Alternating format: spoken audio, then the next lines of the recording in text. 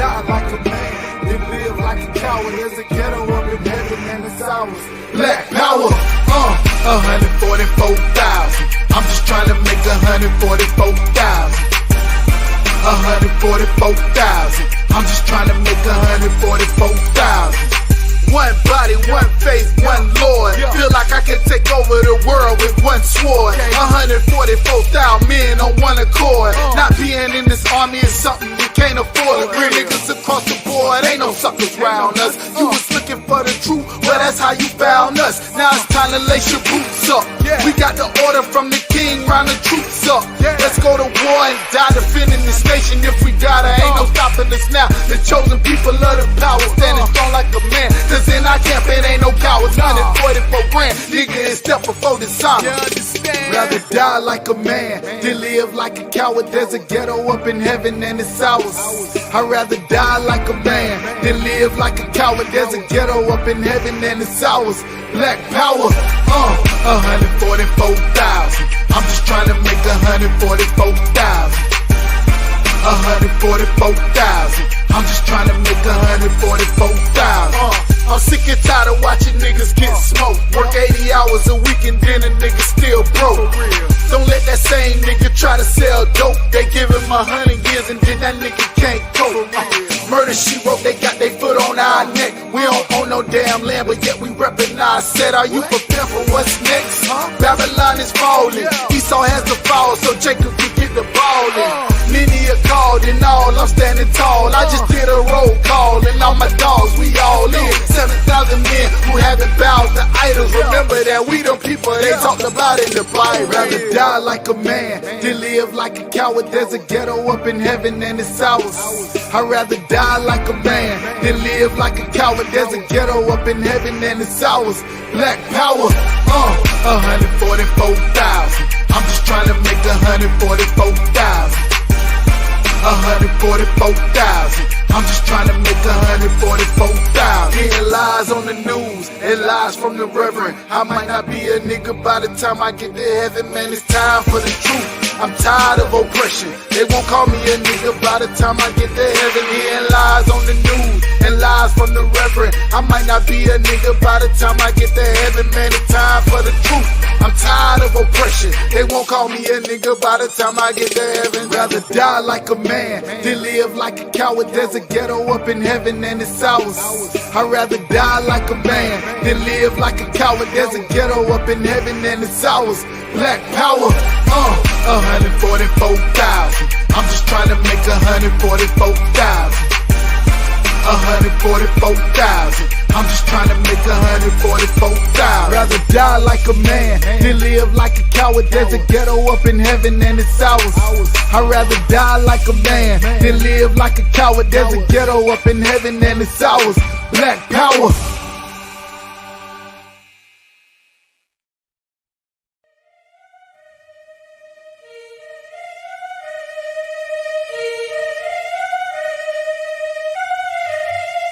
Time, man, shit. Make sure you let these niggas know what time it is, man. You know what I'm saying? Get on this motherfucker. Let these niggas know what time it is, you understand? We royalty, nigga. King Ty really one of the realest. I survived drive-bys from them killers. Like I got 9 lives, I got 9 wives. I said fine wine with them bitches. I'm spitting fire bombs in your city. I got like 8 or 9 niggas with me. And we all ready to die in a minute. One West, we the best in the business. I get offended, I fuck niggas spend it. Talking they get it, but niggas is timid. Rappers is softer than linen. Catch me out parking lot pimping. What more could I give them? I've been the hottest forever. Why would I lie about cheddar? I could do better. I just put loyalty first. Royalty coming whenever. Pull off in a Jetta. Curvy, she on me, you sweater. My soul like wearing a sweater in summertime weather. Haters so salty, no pepper. You not that seasoned or clever. I'm with the rebel. Used to pump bass with the treble. Baking a cake in a kettle. I used to cook up the work. Now I just cook with the metal. Gotta keep foot to the pedal. Yeah, let me give the gas on the highway. Let the music blast on the calm day. Break the Glock down into 3 parts. Put the 3 together like my Najee. Sipping like Bombay with my enclave. Got my mind made. Ain't no time waste. No. Eating prime steak with a fine date at a fine place. Getting violated. Hey, listen. Already told these niggas. You understand? I call up King Ty. He say, what's up? I say, what's good, my lord? Listen, he like, listen.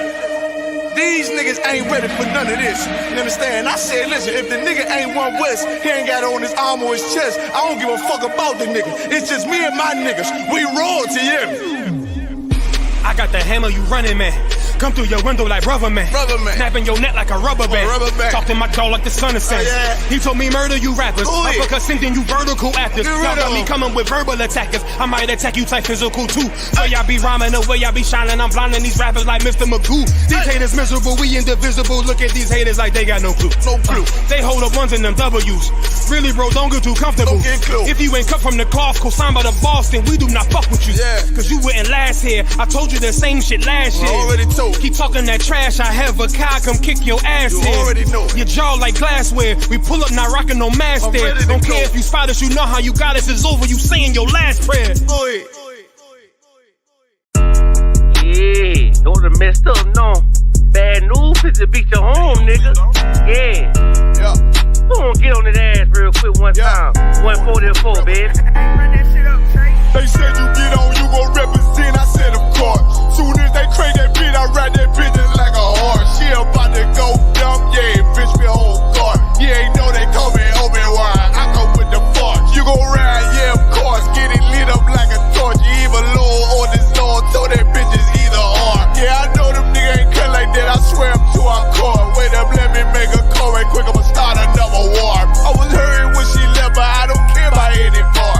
I need a Selena like my Nina Puffer bar. Took a Zach, watch the dark. Matter of fact, like the dark. Any problem, let them come. We gon' snatch they soul like Shang Tsung. Put them out of service, keep them tools like Miss Harper Free. Try to hold me, it's way too late. I'm headed straight to the safe. Throw that one up like a trophy. I'm that nigga, ain't no debate. Told them boys we taking over. Call them up like set the date. This shit a piece of cake. Yeah, my bitches came from Whole Foods. Told them put on that top 3. Then bring me my house shoes. Don't make excuses, make moves. These niggas ungrateful, gotta show them U.P.K. rules. I'm making like I can't lose. They said you get on, you gon' represent. I said of course. Soon as they crank that beat, I ride that bitch just like a horse. She about to go dumb, yeah, bitch, me whole guard. You ain't know they call me Obi-Wan. I come with the force. You gon' ride, yeah, of course. Get it lit up like a torch. You even low or this Lord, so that bitch is either or. Yeah, I know them niggas ain't cut like that. I swear I'm to our core. Yeah, I just got off the call. I'ma start another war. Spit a plate up with my niggas, get your knife and your fork. They ain't locked in with the count and when you speaking to me fart. Yeah, I just took the floor. Ain't no cowards in my campaign. They can't stop the campaign. Tell them bring the champagne. They know I'm a champion. They can see the outcome. Get them niggas bad, got them tied down and out there. Came to with them steppers, niggas been down since day one. We run up the bands, bitch like Dwyane. They say you get on, you gon' represent. I said of course. Soon as they crank that beat, I ride that bitch just like a horse. Yeah, about to go dumb, yeah, bitch, we whole guard. You ain't know they call me Obi-Wan. I come with the force. You gon' ride, yeah, of course. Get it lit up like a torch. You either low or this low, so that bitch is either or. I told you niggas, you ain't cut like that. I swear I'm to our car. And I just made the call. We gon' start another war.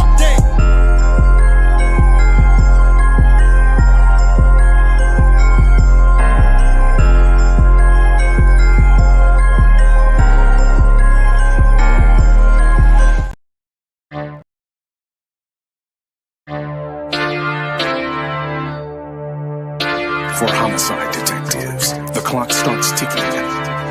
The moment they are called, their chance of solving a murder is cut in half if they don't get a lead within the first 48 hours. I do anything to keep my brother safe. I'm putting food on my daughter's plate. You fucking losers, y'all just can't relate. You harm them, you will find me on the first 48. You will find me on the first 48. Find me on the first 48. I do anything to keep my daughter safe. You harm them, you will find me on the first 48. Sitting in that room, hear the interrogator's voice. They asking why I do it. I tell them I had no choice. Couldn't take a threat or a risk to my family's so throw the book at me, I take them charges happily. Ain't no need for no polygraphs or forensics. I put that fucker in a body bag, I'll admit it. Fuck a sentence or the jury that will convict me. They don't understand, it's my family, they represent me. So for them, I risk my freedom, roll the dice. I ain't got much more for you crackers, go ahead and give me life. You don't know what it's like for the people that you love. They ain't there to give salutes, they ain't there to give you hugs. The same that done pulled me from the dirt and from the mud, it's gone because of who? Y'all rather shed your blood. My brother's kids like my other kids. If you touch them, fuck around, get another bid, plus 10. Put me in the Supermax, I get super jacked, working out every day, canteen super stack, cool with that. Long as it mean my daughter's safe, my brother's winning, that's a chance I take. Still my fate, I do anything to keep my brothers safe. I'm putting food on my daughter's plate. You fucking losers, y'all just can't relate. You harm them, you will find me on the first 48. I got wives that done gave they all to stand beside me. Kids that can't see me fall, look at me proudly. Respected by men with honor up on their names. You harm one of them, I promise that you'll see pain. I'm one West train, made an oath to uphold it. Stood with my back against the wall, never folded. Grew up in the city where the love ain't brotherly. I ain't had too many friends, I ain't need the company. I'm my father's son, so I'm cool, just don't fuck with me. I say that you my homie, you're my brother, then you stuck with me. Never turn my back on mine, it's to the dirt. You cross them across that line, I end you first. What only make it worse is loyalty hard to find. Never think cause you out of sight, you out of mind. And I don't mind dying now, cause reincarnation got me coming back. Same scars in my heart aching. Be parlaying with killers from all places. Every last one of them for me a broad day shit. So what you think, I won't do it for them? Once they let me out the cell, shit, I do it again. It's for the family. I do anything to keep my brothers safe. I'm putting food on my daughter's plate. You fucking losers, y'all just can't relate. You harm them, you will find me on the first 48. Find me on the first 48. Find me on the first 48. I do anything to keep my people safe. You harm them, you will find me on the first 48.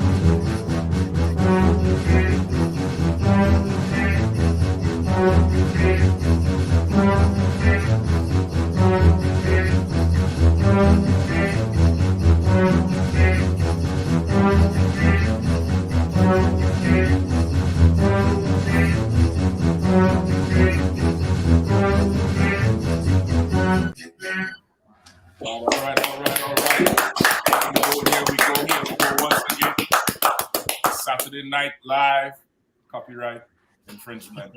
The Jews make everything any goddamn way. That's right. Saturday Night Live with Command and GEN.YAHANNA live on BLACKWATCH. We ain't here for comedy tonight. You know, the hardest looking man in Israel. You know what I mean? Rocking it out in Vegas. It shake the Vegas strip up yesterday. Right. Yeah, I mean, he became uncomfortable to gamble yesterday. Right. Rocking it out there on the West Coast. We're holding it down. We're going to get into some interesting topics tonight. I mean, I don't know. Yeah, hold on tight. Hold on tight. Buckle your seatbelt. Yeah, I mean, it's going to be an interesting night with Mr. Ye. Kumaye. Ali Kumaye. With Mr. Ye and his love affair with Adolf Hitler. You know, I mean, it's an interesting night for sure. Got some, you know, real good stories, other stories, you know, to support it up. You know what I mean? Of course, you all know we live every Saturday from 9 p.m. 9 p.m. we live every Saturday. Join Command and GEN.YAHANNA every Monday at 9 p.m. Blackwatch News on YouTube. Blackwatch.news for the website. You'll go check out our website. Like it, subscribe to it so you can get notifications anytime something go live. We also have a call-in number too. Call-in number 240-201-8601. You want to call in tonight, you know what I mean? Shout out, ask a question, anything like that. That call-in number is there. You know, of course, you know, if you're an idiot calling in, we will deport you. Right? This is the kingdom of heaven here tonight. Yeah, I mean, we will get you out. We will put you in the immigration list. Right. You'll be gone. You'll be gone. Don't call with no foolishness. Right. Yeah, I mean, call and ask something serious or leave a comment, or even if it's a question and disagreement. But this is not the clown show. Right. You know what I mean? This is not the clown show. Take fair warning. All right. Remember, pay your tithes. Come on, Gen.YAHANNA is also on every Wednesday as well. You'll check him out on the same channel right here. Captain Mao Quad also Friday night for the wrong table, so like round table of truth to water. The wrong table of truth every Friday night, I believe from 9 p.m. as well. Rocking it out. I believe they hit episode 4 last night. Rocking good, rocking strong. You know what I mean? UPK is where it is, man. UPK is where it is. So, you know what I mean? Tonight for sure, we have Captain Natha joining us down there from North Carolina, holding up the Carolinas, rocking strong. And of course, Captain Kapash out there in Indianapolis, you know what I mean, holding it down, rocking strong. You know what I mean? As usual, Officer Kazak holding it down in DC, giving me all the support. And then tonight we have Barack also in the house, looking behind the scenes. You know what I mean? Hooked up this whole damn calling number. Hooked up this calling number and making some moves for us on social media. So, you know what I mean? We like it in the street though. We like it on concrete and pavement, real highways, not virtual highways. Right. But if you don't want smoke, you're gonna get some smoke. So you know what I mean, the truth come forth last. Let everybody dance on the highway. Right. You know what I mean? When you come, it's going to get shut down. And you fear one do what you're doing. You know what I mean? So what it do? What it is? What's going on, Akim? I know we're trying to get the 8 off, but I want to get into 8 off right away. Yeah, kind of. I'd like to get into that police story. Which one is that? Let me get it. What number? With the new Freddie Gray? Not the. Oh man, that's a crazy one too. I was going to talk about the DC police. Oh, that's a good one, brother. In Philly. That's a very good one. Just give just shout out the number. I don't know if it's because I'm gonna pull it up, but that's a very good one too. Number 13. Number 13. Yeah, that's a solid one. Yeah, we're gonna try and run through a few of these shorter stories tonight, and then hit that them 2 big ones, you know, closer down to the 10 o'clock hour. Because I know we're gonna spend some time dissecting Mr. West. I mean, goddamn. Yikes. Listen, he had Alex just uncomfortable. Man. Yeah, bro. Alex he was not prepared for that Negro. Right. Say again? He was not prepared for that Negro. No. He was nuts. And you know what? Whatever he talked about before, that was all he got set up. Listen, I'll tell you something. Alex just come back from a beating. It's like, you know when you're in your house with your brothers and sisters, somebody get their ass whooped, and they come back in the room where everybody, you know, play the fool. Right. And they extra jumping. Hey, don't do that. Right. Because he's still feeling the sting from what he just went through. Right. And Kanye is saying some shit. He only acting like he getting gut punched. Yeah. I was like, I thought it was InfoWars, boy. Right. God damn. Yeah. Oh, yeah, man. Right. They're ready for you. Nah, they ain't ready for you. Yeah, he's speaking a different language right now for them. Yeah. You know what I mean? Yeah, please. Come. DC's police department is recruiting in Philly, offering a $20,000 hiring bonus. Just to sign, you're gonna get $20K. I'm trying to tell you, you come to DC, it's gonna be it ain't Philly. Yeah, go ahead. Come. The Philadelphia Police Department isn't worried.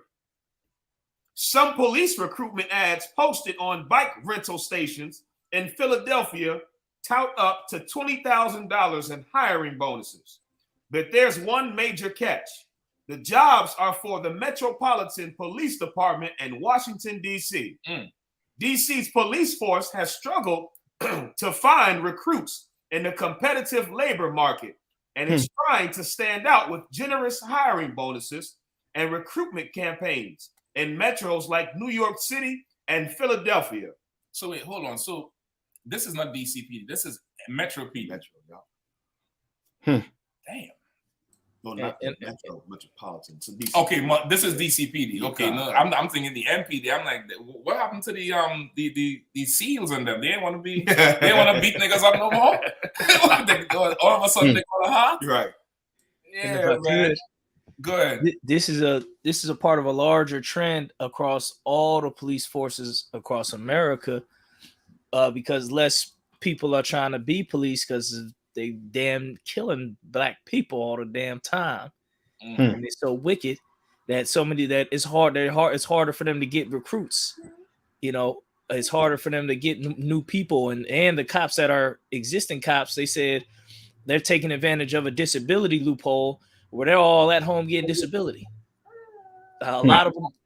And on top of that too, if I could just jump in right there, you know, DC been suspending a ton of them cops, suspending them and dismissing them from the job for repeated offenses.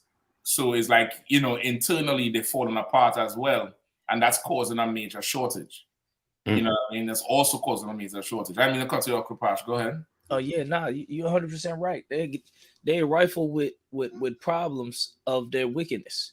You know what I'm saying? And so that's the best way to put it too, bro.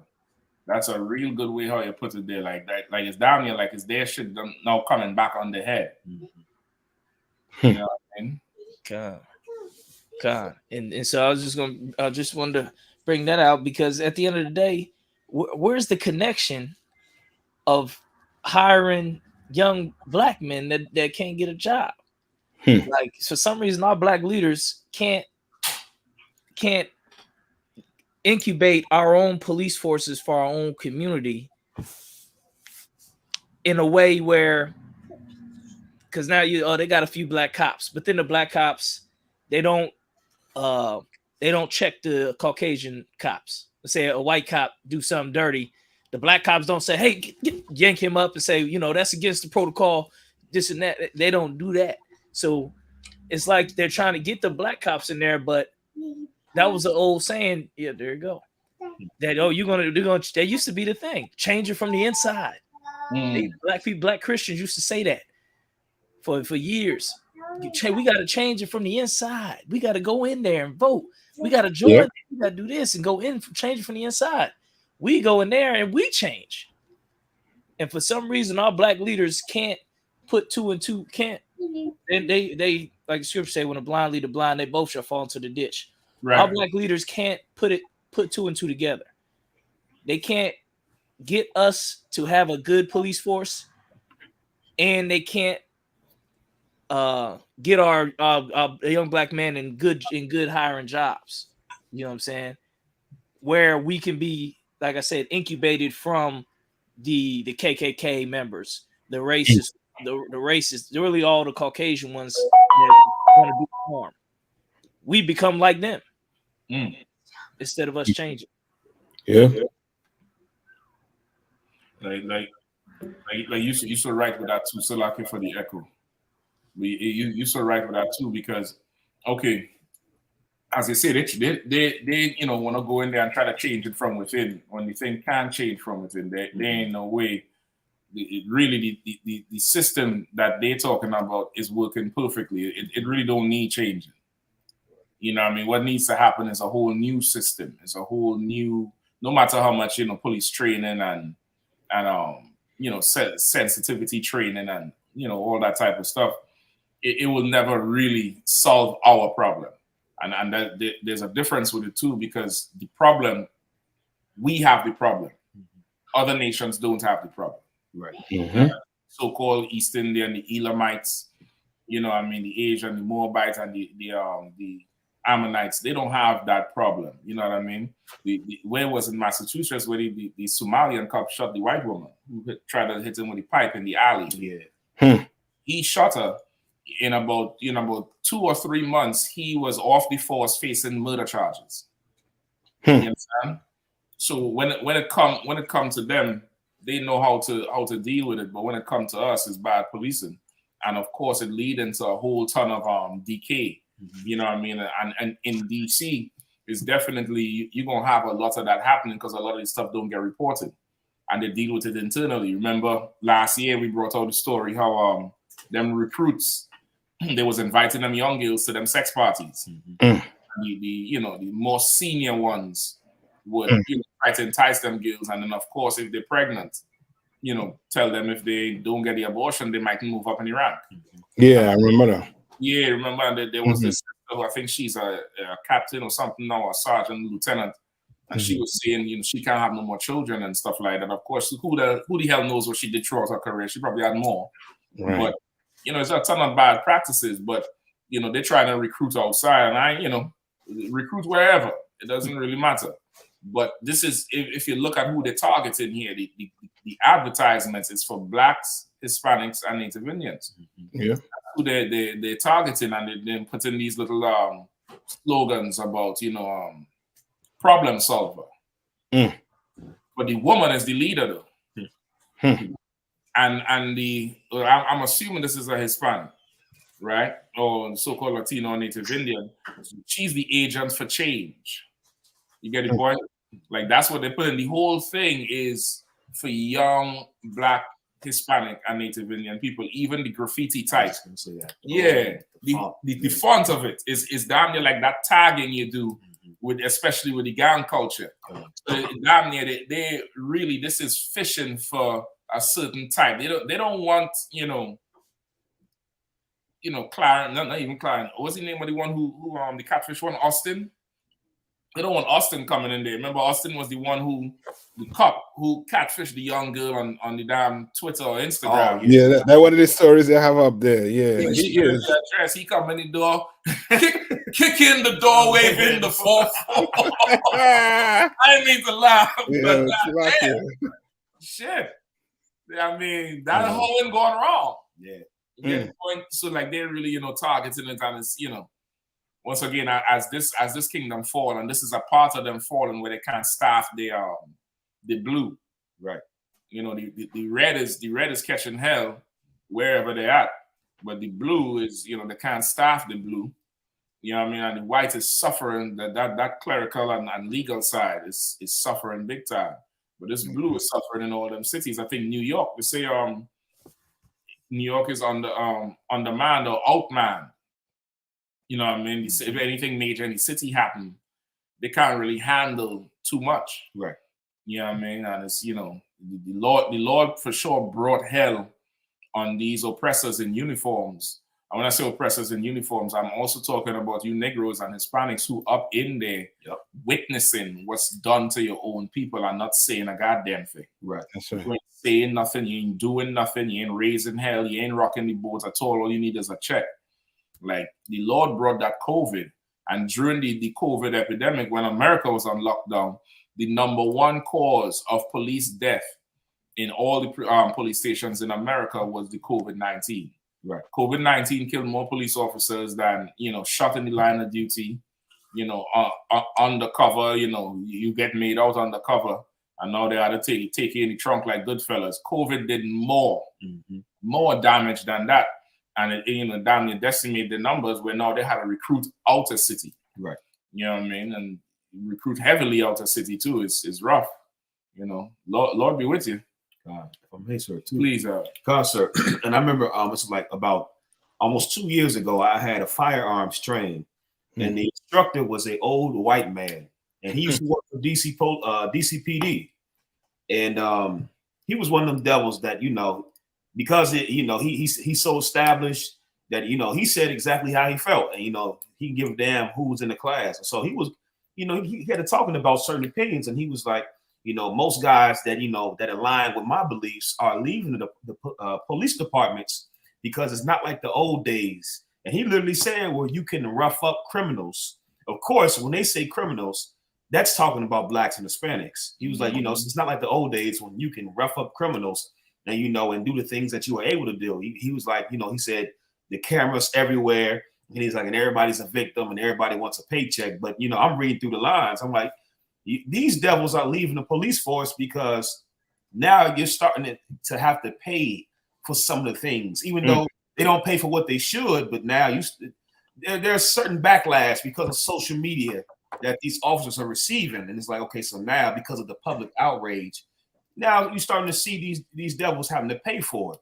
Right. And he literally said it out of his own mouth. He was like, I'll never go for DC police ever again. He was like, no, because and I'm laughing because, you know, it's like certain dog whistles that they have, like Law and Order is really just oppress the niggas and spics and redskins. It's like, you don't give a damn about Law and Order. Y'all just join this profession to oppress us and to abuse us and take out all your sexual, sadistic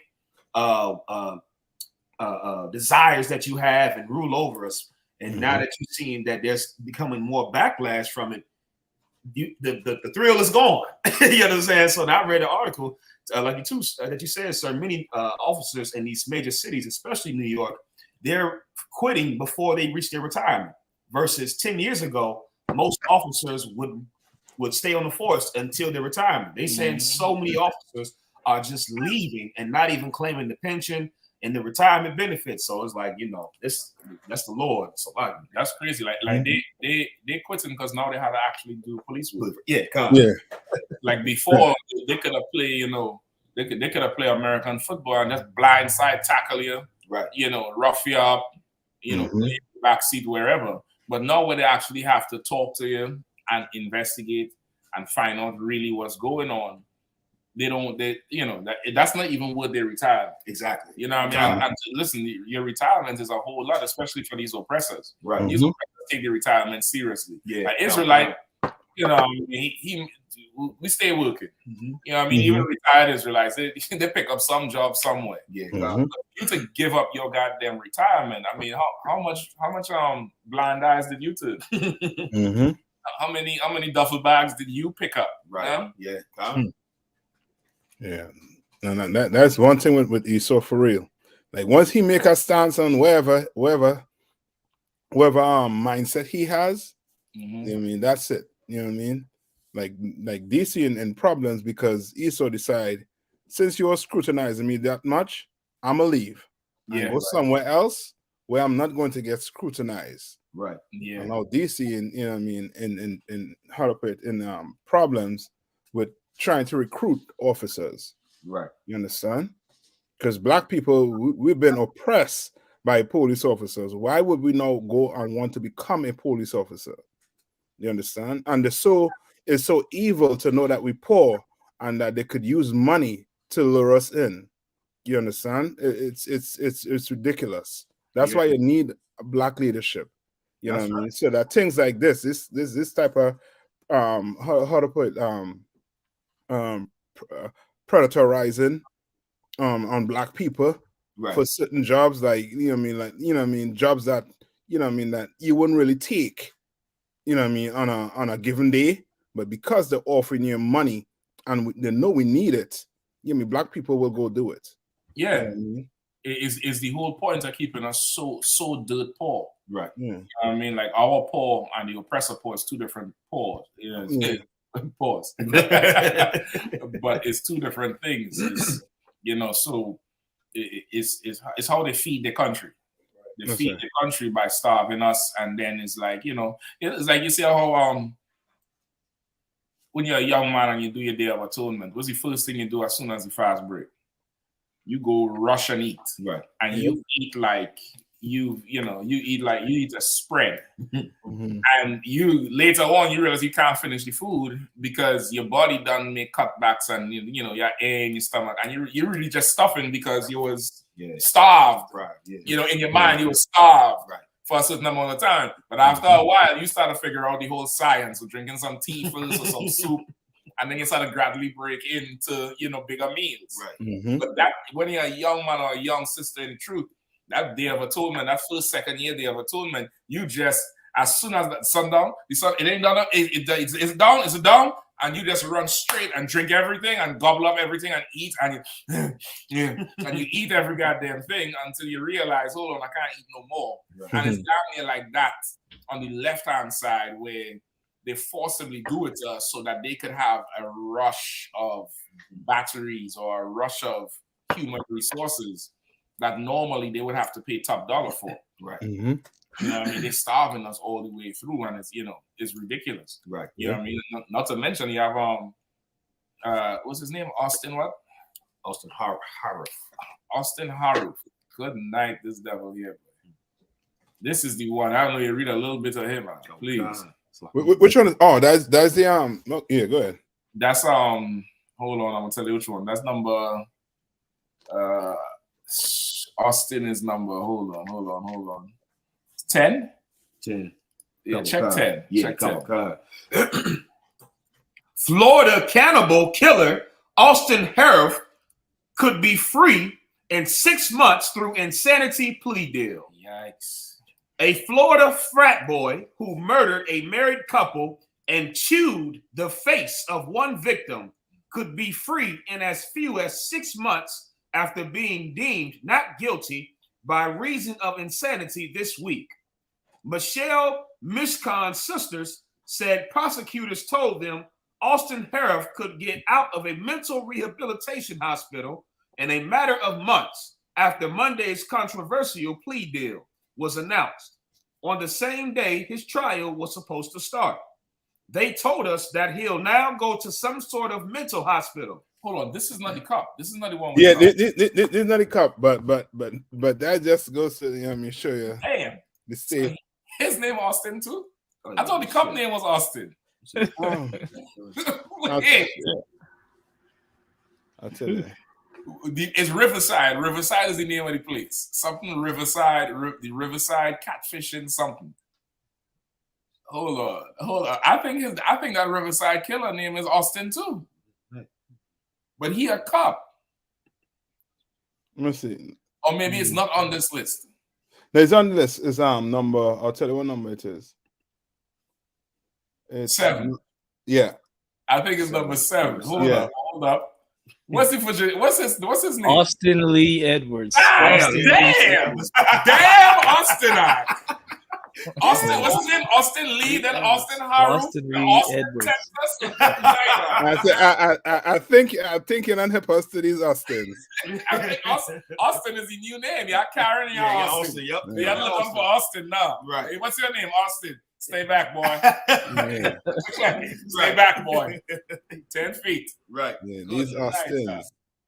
Go ahead, Steve Austin. Go ahead. Catfishing cop pretended to be 17, groomed California girl. Not him yet. Let's finish off with the other one. We're gonna slide to the cup one right after because it's still on the cup stories. And then we definitely had to get that one Freddie Gray 2.0. You know what I mean? Like they did that, brother. Dirty boy. Right. And things and Slacky, things like that will deter black people from becoming cops. You understand what I'm saying? Like you seeing that you're gonna be part of that organization that does what? Oppress your people. So when you go back to the ghetto to see your people with a cup clothes on, how do you think they're gonna look at you? Exactly. You understand what I'm saying? Like you part of them now. You know what I mean? Like the cops on them that already in there gave the whole organization a bad name. You understand what I'm saying? Black people look at them as being righteous when they're sinners. You know what I mean? And worse of us. You know what I mean? It's kind of disgrace on their uniform now. Yeah. It's like a disgrace, dishonored. Right. Yeah. Yeah. I'm just like that proves that we are more honorable people than they are. Yeah.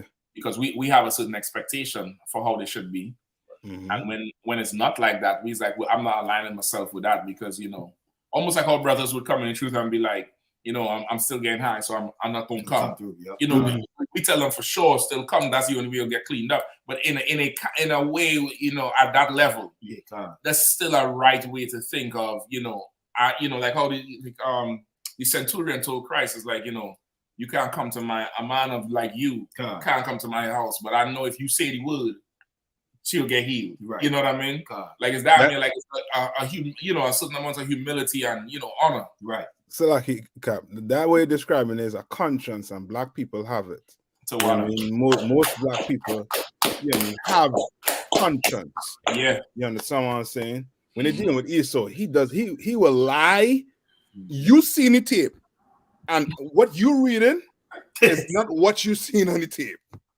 He will lie. And he will, and that's it. And he taking that to court. Jeffrey Dahmer say he had tropical fish and they died. They got some disease called the ick. And the broad hearing men screaming, but it's tropical fish with the disease ick. Yeah, I mean, that's definitely how it is. So for sure, our people is way better. And this is a good chance for us to start to police ourselves too. Right. That's it. I mean, they have a shortage of, police officers. There ain't no shortage of black men that could be reformed, that could be changed, that could be born again and put in communities, put in houses. You know what I mean? Shit. We doing the work in the prison system, changing brothers' lives. You know what I mean? Like, we're gonna let us do the work. We'll handle it.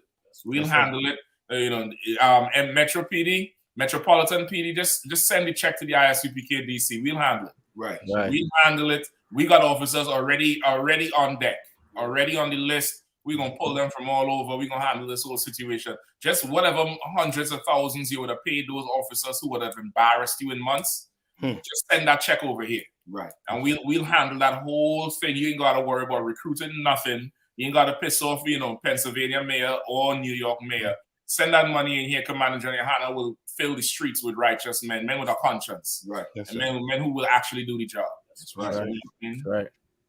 Let's go to Austin, Virginia. Let's go to him. We could skip the cannibal killer. Nigga biting off people's face and shit. And he gonna be out?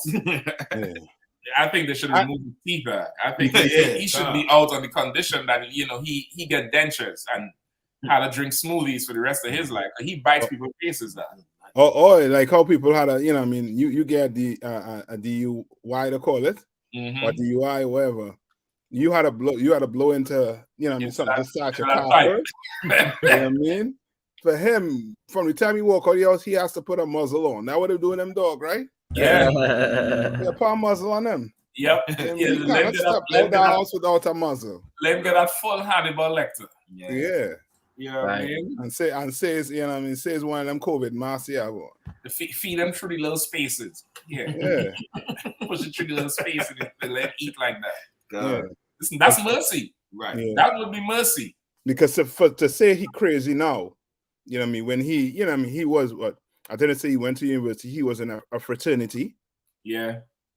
So, we didn't mention nothing in the article that people thought he had mental illness before that. In the article, if you read it, say at that point he was insane. At that point, they caught him eating the man's face off. He was insane.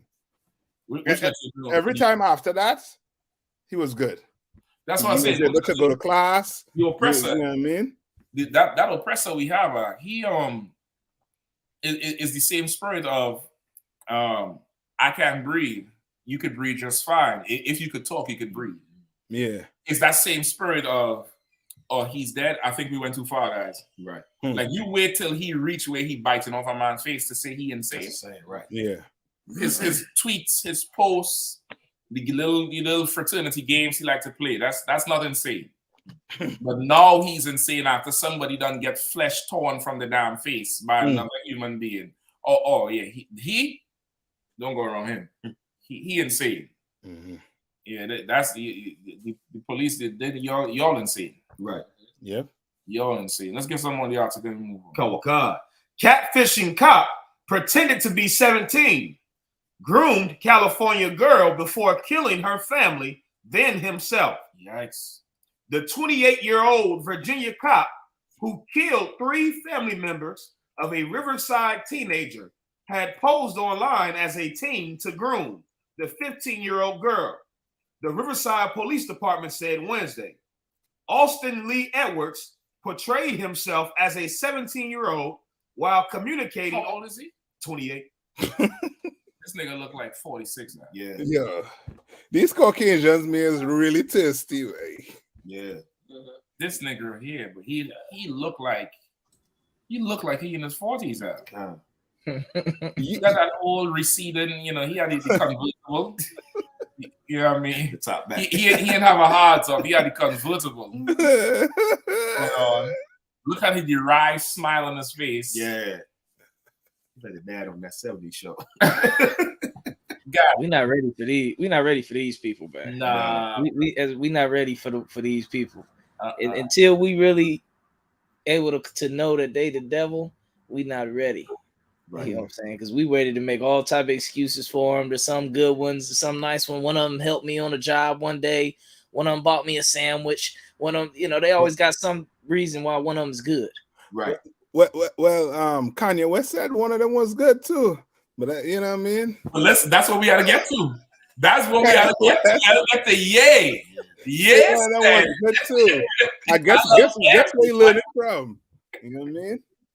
Listen, you're putting them in a trick bag. That's what's going on. You're putting them niggas in a full-out trick bag.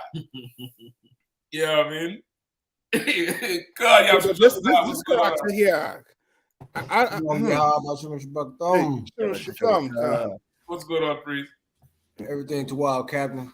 Don't sweat. Go ahead now, Fax. I said, this character here, brother, you can't see that he is something wrong with him. And you give him a gun and a badge. That face? Right. Oh my gosh. Listen, he couldn't even hold K9 unit attack. I wasn't letting him near the dogs, brother. I'm telling you, I'm not shocked. Right. Austin, I want to see what Austin's basement look like. I want to see what he got down there. If it have a padlock on the basement door, call the cops. If the basement door have a padlock and a deadbolt, call the cops, call the Marines. Because whatever down there is, you know, cold cases. You know what I mean? So he pretends to be a 17-year-old boy for this girl. Right. And how long they say he been talking to her? It says Austin Lee Edwards portrayed himself as a 17-year-old while communicating online with the girl using grooming methods, which can include tactics such as asking for or offering sexually explicit images, providing gifts, and offering compliments. Riverside Police Chief Larry Gonzalez said at a news conference. Man, listen. I tell you, that internet, boy, that internet is something else. Right. That internet is absolutely something else. You better get on there. You better just run in there. You treat them kids like if they in prison. And this is when you flip the mattresses. You open the cell door and flip the mattress, pull out the pillowcases, you know what I mean, go through the history, seize the damn devices for a week and see how they react. Because brother, what's on that internet arc is, you know, you ain't built for that type of speed. You ain't grow like that. Right. It's a whole new wave right now. And unless, you know, of course, you growing up your child like how we do in truth, where it's a different self-confidence from the world. Right. Yeah. World self-confidence is full of holes. It's not authentic. It's not real. It's not sturdy. It cannot withstand tests. Unless you grow them up like how we grow in the truth with a full-blooded identity, your children are prey on the internet. Yeah. Go ahead, please. I still like haircut, forgotten it. But what you're saying is so heavy too, because they did studies on, you know, I mean, on all these things, especially, for example, at TikTok recently. I was looking at some documentary, you know, I mean, or something on the news where they were saying that the TikTok in China is more educational for the kids. Yep. And the TikTok they have across here is, you know what I mean, is not educational. And people across here spend more time on it. Kids across here spend more time on it, which lets you know, then, you know what I mean, your oppressor, he knows what he's doing to the internet. That's what Captain Mashak saying is, you know what I mean, it's heavy and you should take it, you know what I mean, and run with it. You know what I mean, you police your children, you police them. You know what I mean, you watch out for them, because this internet and these predators, they, you know what I mean, they out there. They're out there. You know what I mean? They are out there. And boy, oh boy. He been grooming her. Did they say how long he was grooming her for? No, the chief said not long how long the relationship transpired. Brother, I mean, the self-esteem on that girl had to be so low that a ghost could talk to her, which essentially is what the catfish is. This is not somebody who is, you know, real and authentic that you could see. Right. You know what I mean? You know, probably socially displaced. And okay, that COVID done, you know, lock kids all the way up where they're struggling right now in them schools socially and, you know, just to function because you don't have them on lockdown for 2 damn years. Right. You know what I mean? And now this, you know, the Grinch or I don't know what the hell he looked like. that there looked like stay away. Yeah. Stay away. His whole face just looked like stay away. And listen, for anybody listening, we ain't racist. This is not about race. Right. But he doesn't look right.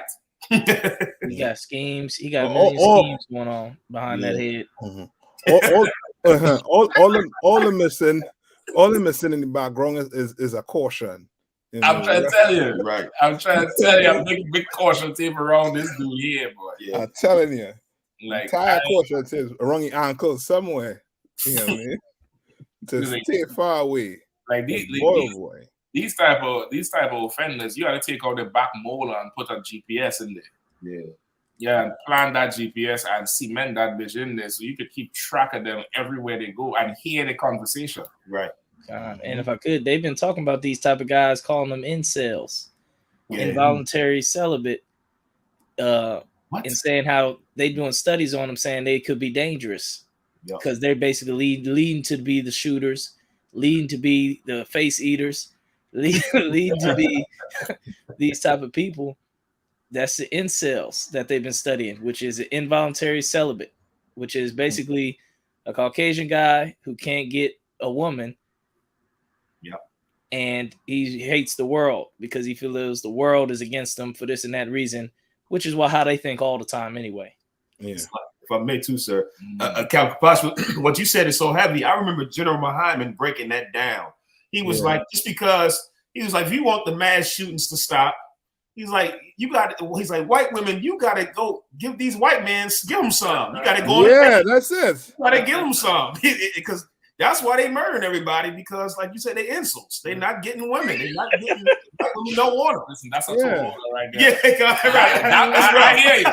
General was right with that one. Right. But that's a total order. That's a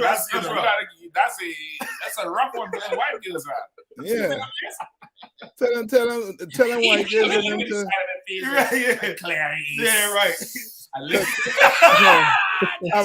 have a brong bag in a purse or something. Something, put that wrong bag over your head, and you know what I mean. Right, help him out. Give him some. Yeah. Give him some. Save the world. He'd have been alive if you gave him some. Right. He had good pension, good medical. Yeah, guns in the house to protect you. Go and give him some, man. You go check them Whitakers from West Virginia, the inbred family. Yikes. And them Whitakers, he look like he'll be good down there. Good down there. Them Whitakers is just be saying, huh.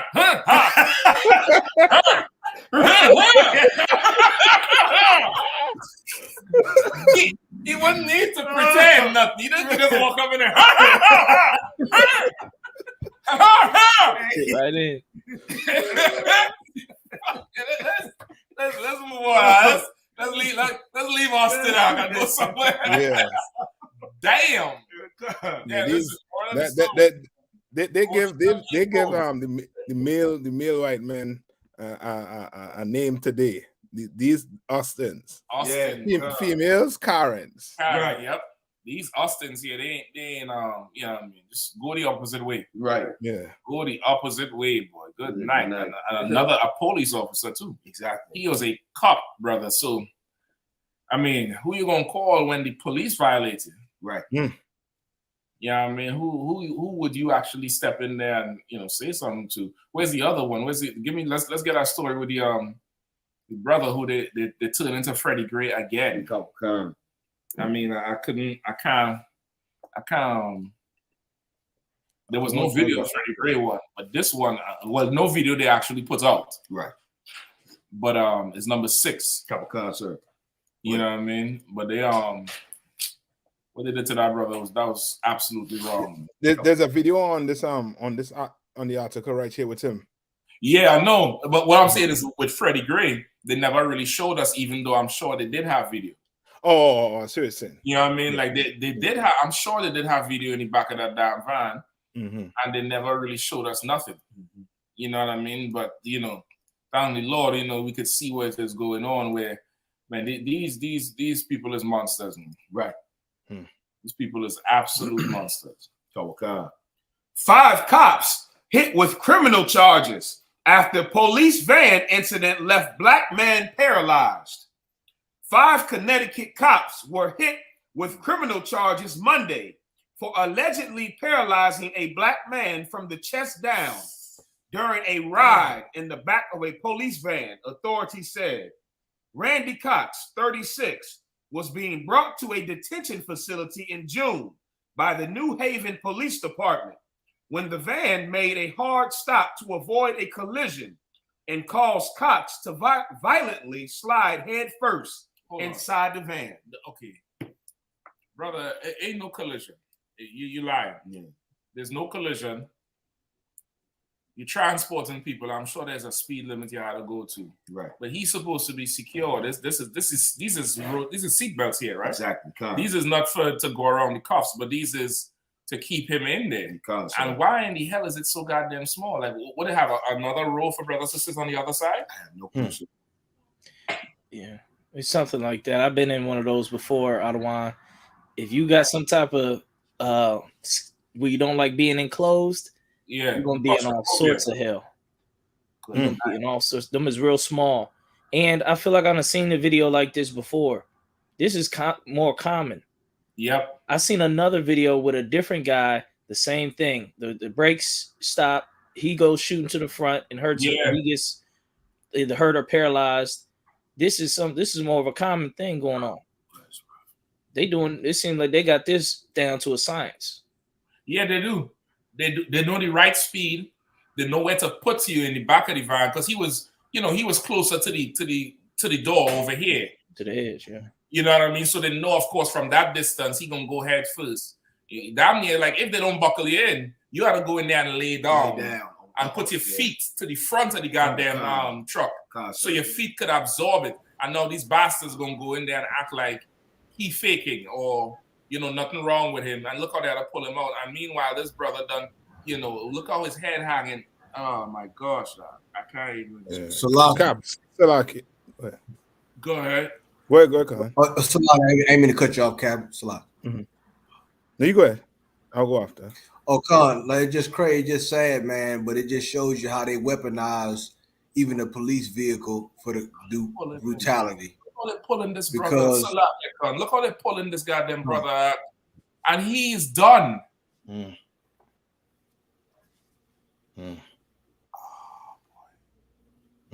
Go ahead. Con, I was just saying, Lord, it's a heavy point because they weaponize even the police vehicles when it comes to brutality. They know he's supposed to be strapped down. And when you look at high-profile criminals, not only are they strapped down, they're padded. They got their head is padded. They got the padded vest on. When they securing a high-profile criminal, they make sure they secure. You know what I'm saying? So like you see right here, they knew exactly what they were doing. And like once again, part of the protocol, they didn't have this brother strapped down. There's so many of these incidents that happen all over America. You know what I'm saying? That happen with our brothers and sisters. You know what I'm saying? So it just lets you know, it just once again, it validates everything we say in the UPK about us being under oppression. You understand? You saying that you're under arrest now is another code word for saying you're under oppression. So when you say I'm under arrest, they just look at it now as you're under oppression. I yield. And if I could, if these are the same police will turn a U-turn, turn on their lights, go 100 miles an hour to pull you over because you don't have a seatbelt on. They'll do it. They'll do a donut in the middle of the highway to chase you down to stop you because you don't have a seatbelt on. But this is why they have dishonor on their uniform. This is why there's a disgrace because they're straight hypocrites. They'll ticket you for not putting on a seatbelt, then arrest you, put you in a van without a seatbelt, act like they're going to crash, and then permanently disfigure. To me, this is one of the worst things that you can do to a person. You are permanently disfiguring this person where they can't, and I hope he's not paralyzed from the neck down. I pray he's not. From the chest down. From the chest down, that's a nightmare. Yeah. That is a living nightmare, and the Lord's gonna handle it. Because that is a living nightmare to where all you can move is your head. You're gonna be in a room where they're gonna have your favorite TV shows on, playing on loop, and feeding you, and you just gonna live like that for how long? All right. You're right. I mean, that's damn near worse than death. Yeah. Because you gotta remember that your whole life. God. You know what I mean? So these cops is hypocrites. Yep. And it's exactly what Kazak, what you were saying with that instructor. Like he missed that. Right. That right there, that's what he missed. Right. Like, he could do that and go home and not even break a sweat or even don't have no emotion whatsoever. To him, he got a criminal. Criminal got what he deserved today. Right. You understand? And that's what they, that's what they miss. And that's what they want. And if they can't have that, they're gonna retire. This is a message to all the cops. You're gonna pay for every evil thing you do. I don't give a damn if you're in uniform, out of uniform, in the badge, out of badge, in the car, in the unit, with your unit, with your badge, with your your 6'4s and all that. I don't give a damn what you with. You're gonna pay for every evil thing that you do. You and your people and your children's children when Christ return. You know what I'm saying? And more. In this life and the next, you're gonna pay for it. So whoever did this to this brother and whoever did anything to any brother, you're gonna pay for it. Don't think you ain't gonna get away. The scriptures say the sinner think because judgment don't come right there at the moment, he think he getting away. Right. The police think they're gonna get away. They think they're gonna do this evil to us, and then they just gonna get away, and nothing bad is gonna happen to them. That's not what's gonna happen. That's right. They're gonna pay. That's all. Yes. Can I say one scripture if I can? That's a heavy point.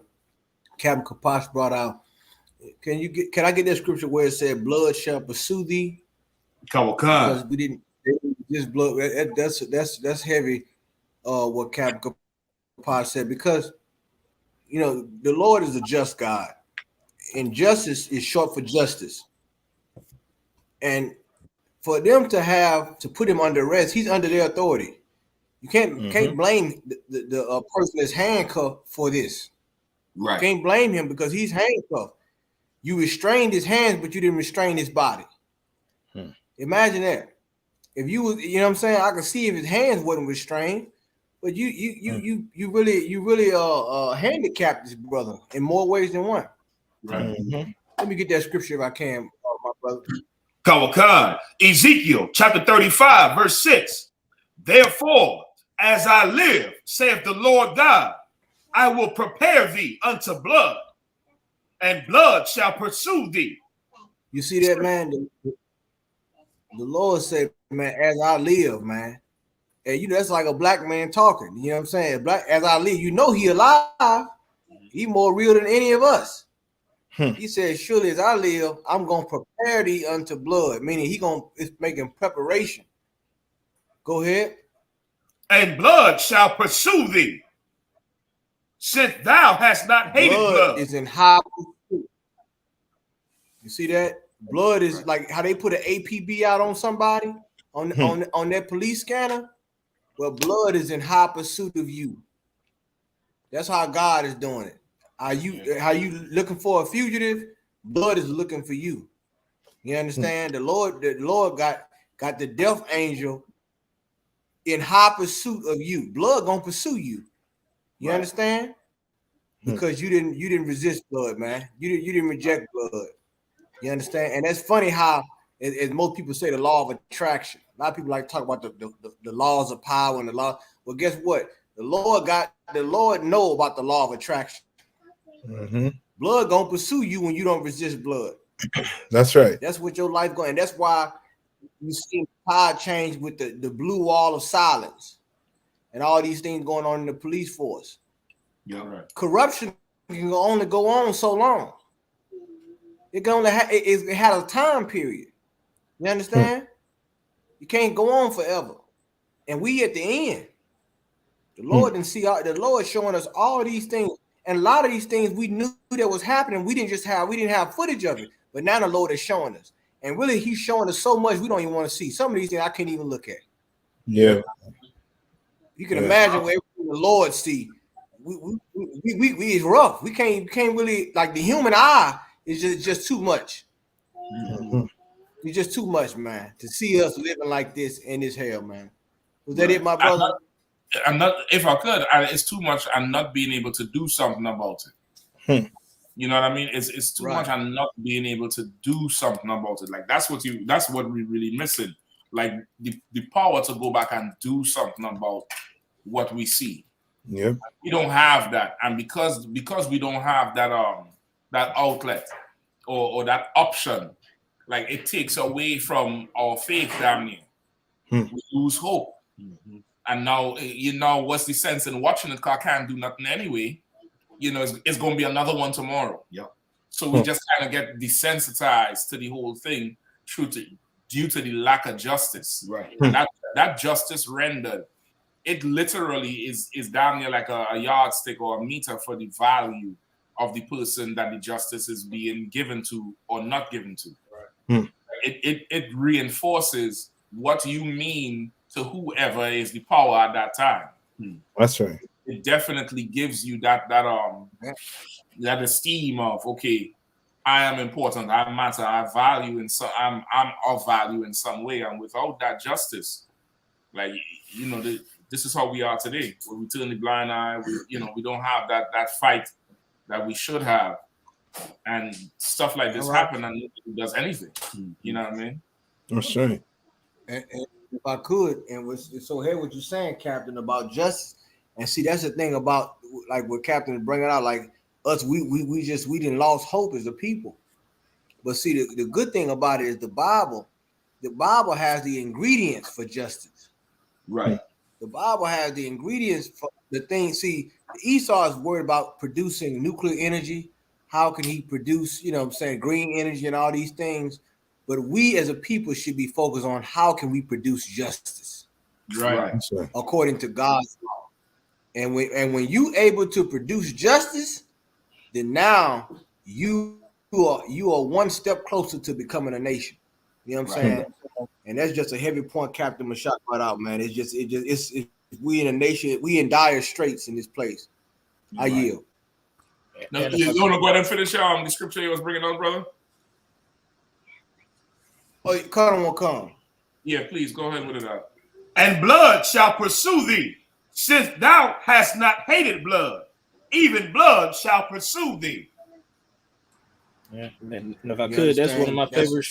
Go ahead, Slocky. Go ahead, Cap. I was going to say that was one of my favorite scriptures, and this is part of the reason why they keep pushing what happened. Look at what happened with the Holocaust. How can you talk about the Jewish people like that? We had the Holocaust.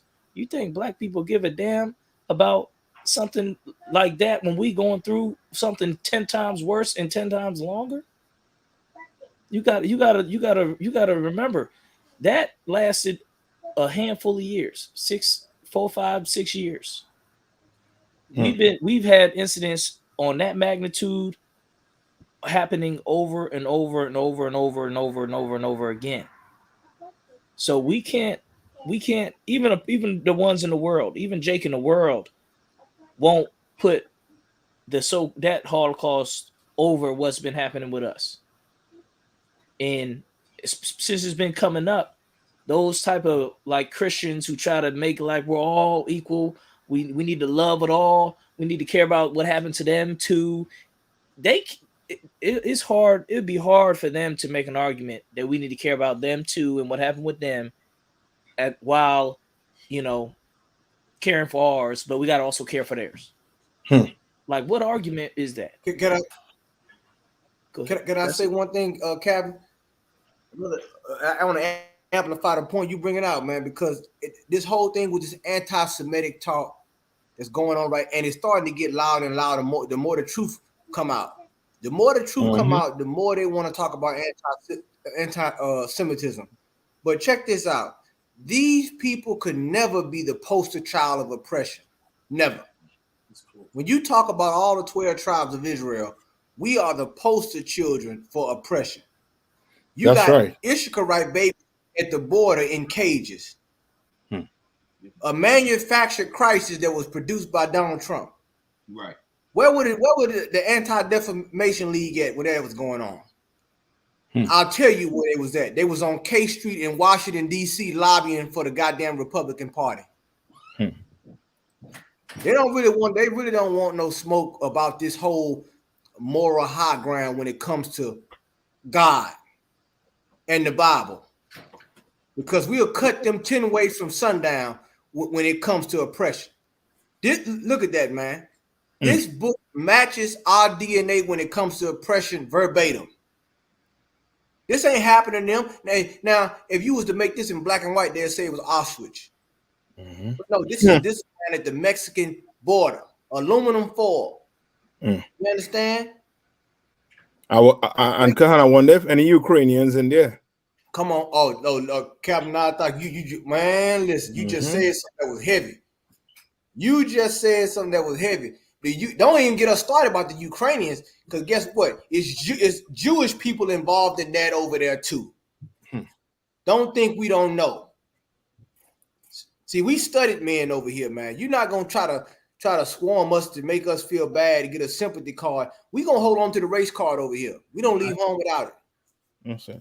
And we know what our oppression. You're not gonna redefine our oppression to a tailor-made suit for you. That's not gonna happen.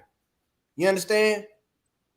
We gonna tell our story the way our story is supposed to be told. You don't need a Jewish man to tell us that. We're gonna stand on that. I yield. And if I could, this is why what we're doing is so important, because we re-educating the world. When I was tutoring in the inner city middle school with blacks and Hispanic kids, they had Diary Anne Frank Holocaust project going down the entire hallway, where it seemed like 100 kids did a report and did specific details about some stories of the Anne Frank and the Holocaust over there in Germany in World War II. We talking black and Hispanic kids in 2015, 2016, and they're studying and learning and being taught another people's history, and I bet you they ain't even know their own. They ain't even know the atrocities happen to their own people, but they getting force fed that in these schools. But guess what? Now, since we got the TikTok and the kids is on that, and we got all the internet, we gonna re-educate all the kids. We re-educating them now. You know what I'm saying? They getting on there to see a dance video. Next thing you know, they see that one brother in DC. What's his name? Shout out to him, Barack. They see him doing a whole educational spill on the real history. That and this is why we prayed for a long time. Open up the airways. Yeah, and they open it now. So we're gonna re-educate. So they ain't gonna have the more high ground. But yeah, that's it. It's like Camp Kapash, if I may, would you say it was so heavy? Literally at the camp, 3 young brothers. I'm talking about these brothers could have been about 15 to about 18. They walked up and wanted to speak with Officer Barack. Because I guess they recognize him from a TikTok and they asking them questions, both sides prior, sir. And like, 3 young brothers, they came up and wanted to speak with Officer Barack. And it's like, okay, so how you feel about, like, they trying to get now his perspective and opinion. Barack doesn't walk out the door. Yeah, right. But they like, okay, so how you feel about, okay, how should we feel about Kanye? What he said with Kyrie, and I'm like, this is what's supposed to happen. You're supposed to refer to the priests and the prophets. Damn right. And thanks, like you said, Calvin Kapash, thanks be to the Most High that he opened up them airwaves. And so now you think you're going to hide the critical race theory and stop teaching the truth in the classrooms. Like you said, them kids going to get on TikTok to do the new dance craze, and they're going to find out, oh, hold on, the Jews is black. That's right. And I was just, it was very energizing to see it because they was young brothers. I was like, that's what I'm talking about. How young they was? They was like 15, 17, and 18. That's what you need. That listen, once again, MPD, you don't need to go to Philly to hire officers. Mm-hmm. Just advertise Barack TikTok. just advertise the DC TikTok page, and we're gonna fix everything. You ain't gotta lock nobody up. You ain't gotta do nothing. Crime's gonna drop.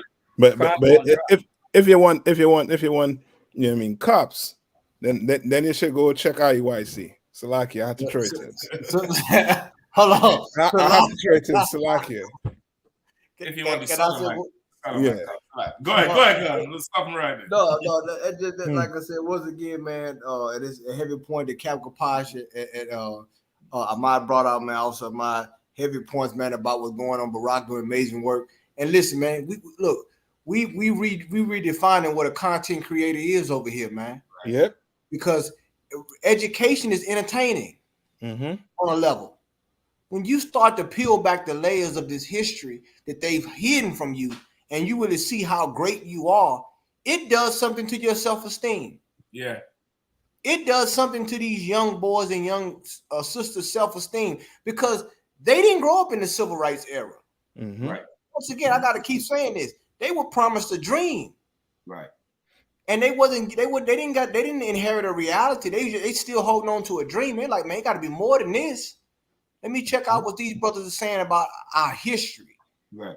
You know what I'm saying? They do some racial role play every black history. They start off our history with slavery, with reconquering us year after year. Mm-hmm. But what's deeper? That we were a great people, and we still are a great people. It's been in exile for over 400 years.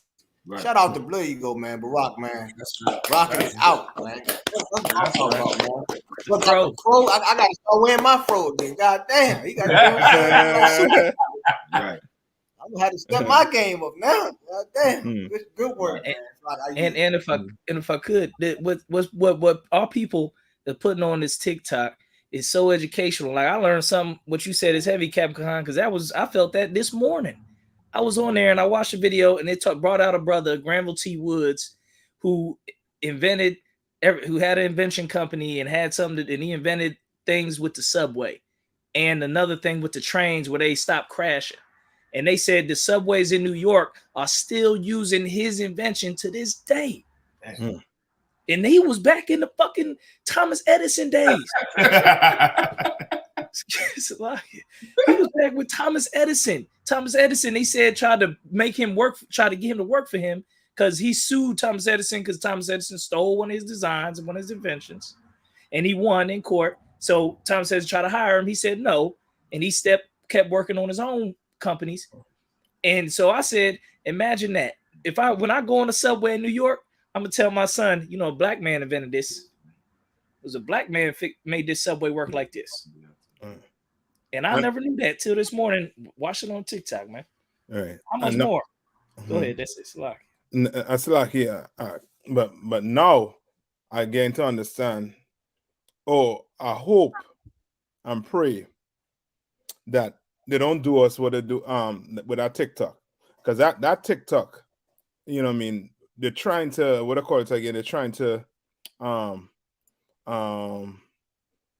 how to put it, like run it like YouTube. Yeah, censor it. Yeah, censor it. They're trying to censor it. And I wouldn't be shocked if they're trying to censor it because of us.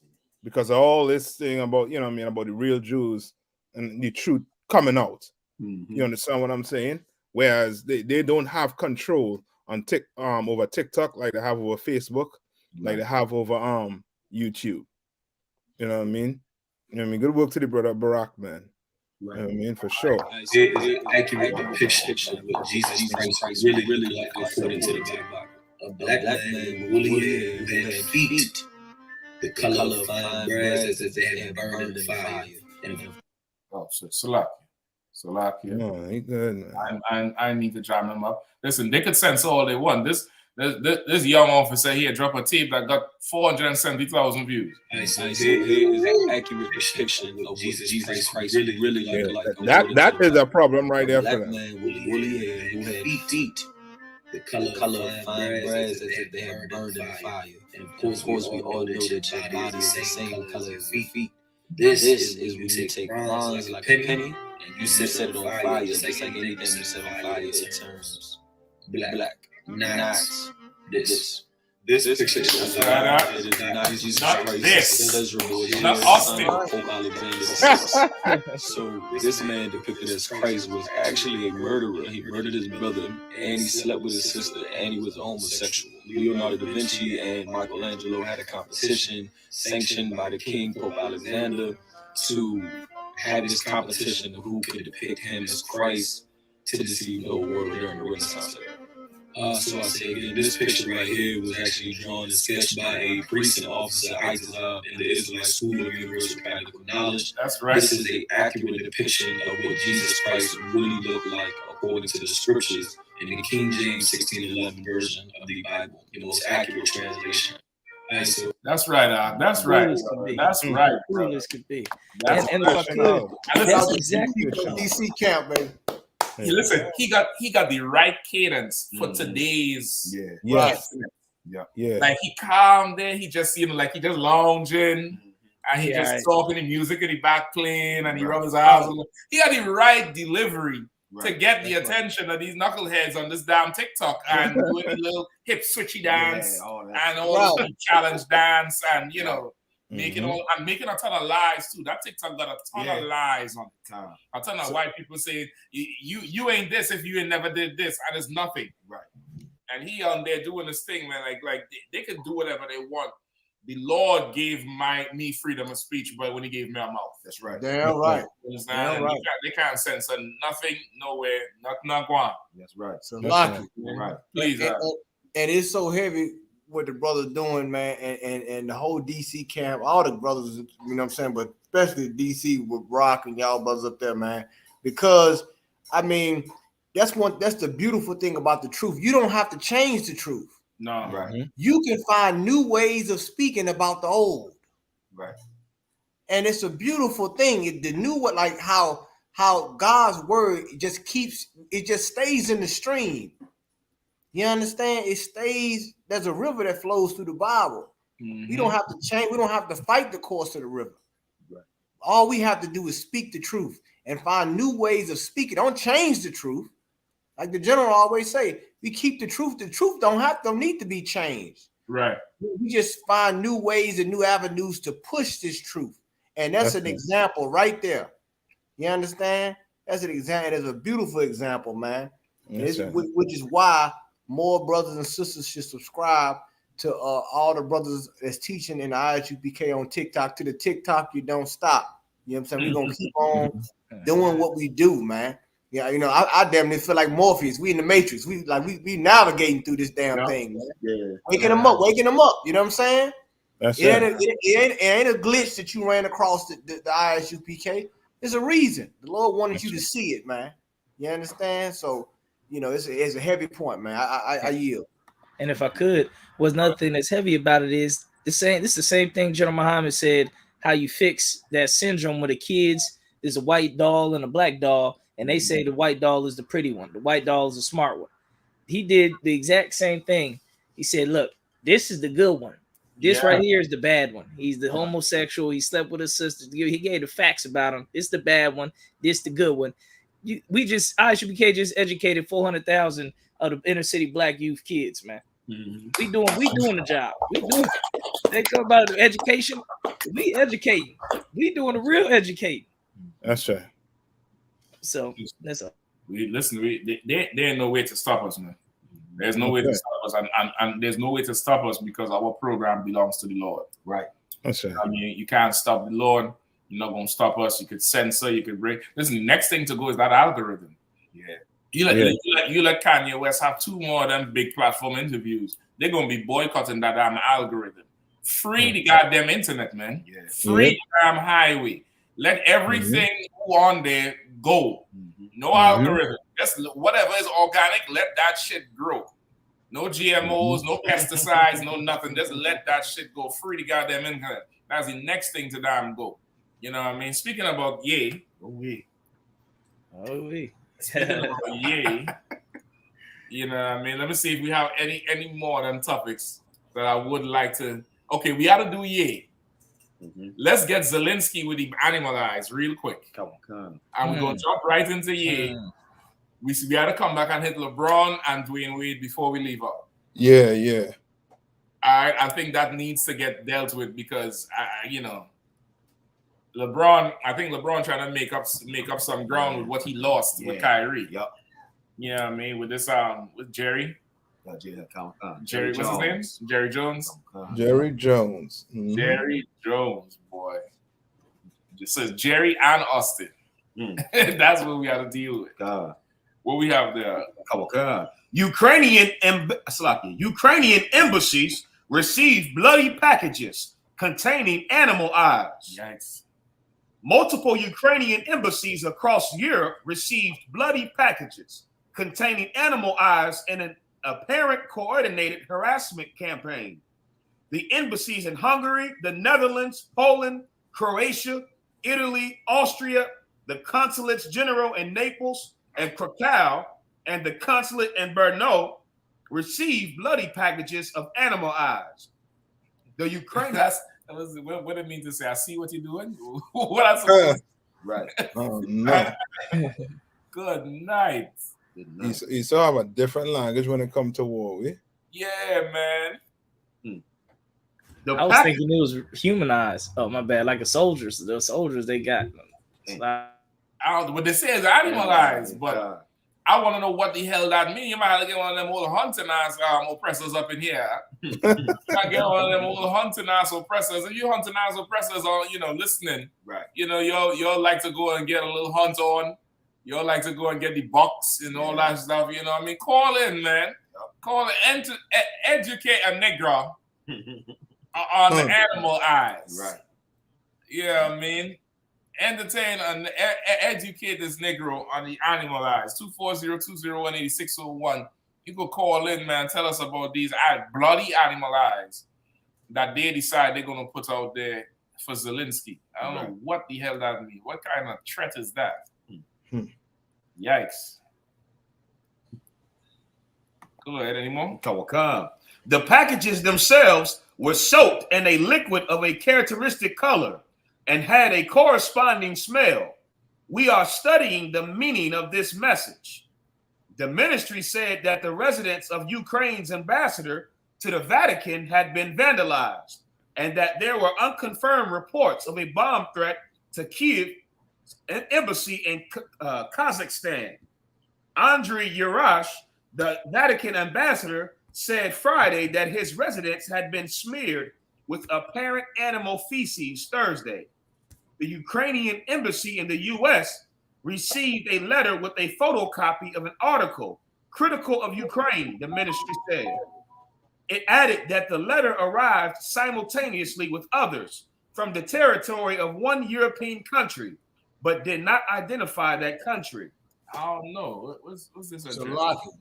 This is Madrid, the ambassador de Ucrania en España. Ambassador in Spain. The Ukrainian ambassador in Spain. I did not know you know Latin. You're a Latino. You know some Latin. He just pulled the whole Jason Bourne CIA operation. He said the Ukrainian ambassador in España. I know what that C/O means. That means in care of. Yeah, Casa. I know that. I know what the hell that means. In care of. See, I know some shit too. Yeah. What is Ronda de la Abulizela? Abubzila. What's up? Listen, it's rough. It's rough. Anthrax gonna come back. Yeah. Please go ahead. No, it's just heavy, man. Like the war and what the Lord is showing is about Captain Nathak was saying, like how they operate with war. But you know, all this is definitely a message. You know, whether it's an eye for an eye or spy for spy. You know what I'm saying? All these things here is sending a message to all these different countries. That it may and like I said, it could be saying we have eyes in different places. That's what I was thinking. I was thinking to try to say, I'm watching you. Right. Oh yes. Oh yes. I got the meaning for the eyes. Was it Devil who sang the song? I always feel like somebody's Rockwell. Is my brother who sang it? Okay, I didn't even know that. Okay, no, y'all tell me the truth. Was that a response to UK's closed caption cameras? I don't know, sir. Because okay, that's what I've been hearing, that was a response song to UK putting in cameras everywhere. Cause in the UK there's cameras. I mean, you can't do shit. There's cameras everywhere, right? And that's where it was, you know. The motive for it came. It may not. You fact check that, please, and see if it's true. I know. The singer name was Rockwell, and Michael Jackson. He sung the hook. That's all. That was Barry Gordy's. I think it was his son or something that sung that song. I could be wrong. Okay. And it's lucky I got the meaning on some eyes. Yeah, please. Eyes. They can represent clairvoyance, omniscience, and or gateway into the soul. Other qualities that eyes are commonly associated with are intelligence, light, vigilance, moral conscience, and truth. Well, that's it. They're watching. That what is the omniscience? Yeah, omniscient. That omniscience is like they're trying to say, I'm God watching you. You know what I mean? And it said to the ambassadors of only Ukraine or other countries. Nah, it's a few other countries. A few other countries. Russia may be saying, I see what y'all trying to do. It's a lock. If I can't see, they dealing with Putin they dealing with ex-KGB people. These people here know about intelligence, man. You know, they know about spying. And like I said, them sending them eyes, that was a message. Yeah, that was a message. That was a message. Like, you know what I'm saying? Like I said earlier, I say it again. You know, eye for an eye or a spy for a spy. Either way, it's letting you know. It letting you, because I mean, even in Israel, when evil was done, I think well, no, that was different. That's when the brother chopped up the woman and sent pieces to all of Israel. You know what I'm saying? But I mean, this is definitely a tactic, and it's a symbol. You know what I'm saying? And it's crazy how even them using animals is primitive, but it's ancient, because that's how they operate. Yeah. The most subtle beast of the field. They letting them know that, look, and if they got their address and sending it to them, I mean, that's even more of a statement. I mean, I don't think Amazon dropped these packages off with eyes in them, if you know what I mean. You know what I'm saying? Like I mean, they really playing Russian roulette at this point in time, dealing with this war. And especially if you out there, if you claim you're an ambassador to a country and you doing back channels. I mean, this thing can get ugly. You can have targets for political assassination. Basically what they saying. I yield. Listen, they need to hurry up and get it on. You need to hurry up and get this thing on quickly, and don't hold it no more. Right. Hold on. I think we might have a caller on. Hold on 1 second. How do I do this thing? I think he already on. He already on? 718. You hearing me? I don't think he on or not.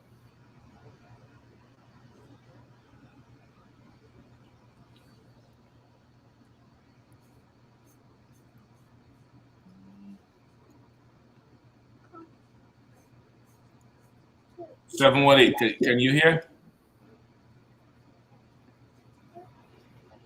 Yeah, hold on, just bear with me one. So we already here. Right.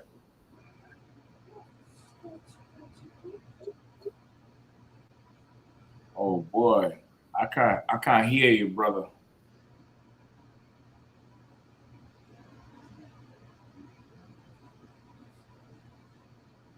Okay, I see that you're speaking, but for something I kind of.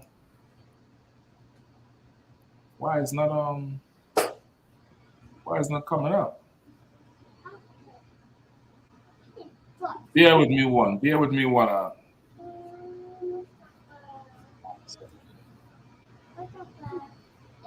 No, that's not the lines is calling.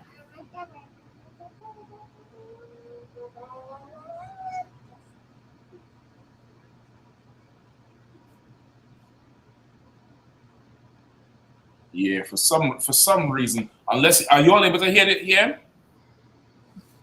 No, live. Sir. Okay, he definitely on. It's saying he's speaking, but I can't seem to get the audio to go all the way through. You might have to share the screen with the other app you're using. Yeah, it's already on.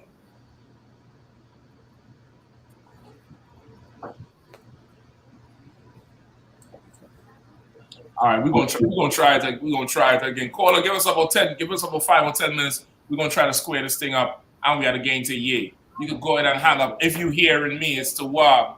But hold on. Damn, hold on. Okay, we're gonna try it again. All right. All right, Hebrew. So where we going now? We're going to Ye. Let's go to Ye. Ye on the Ye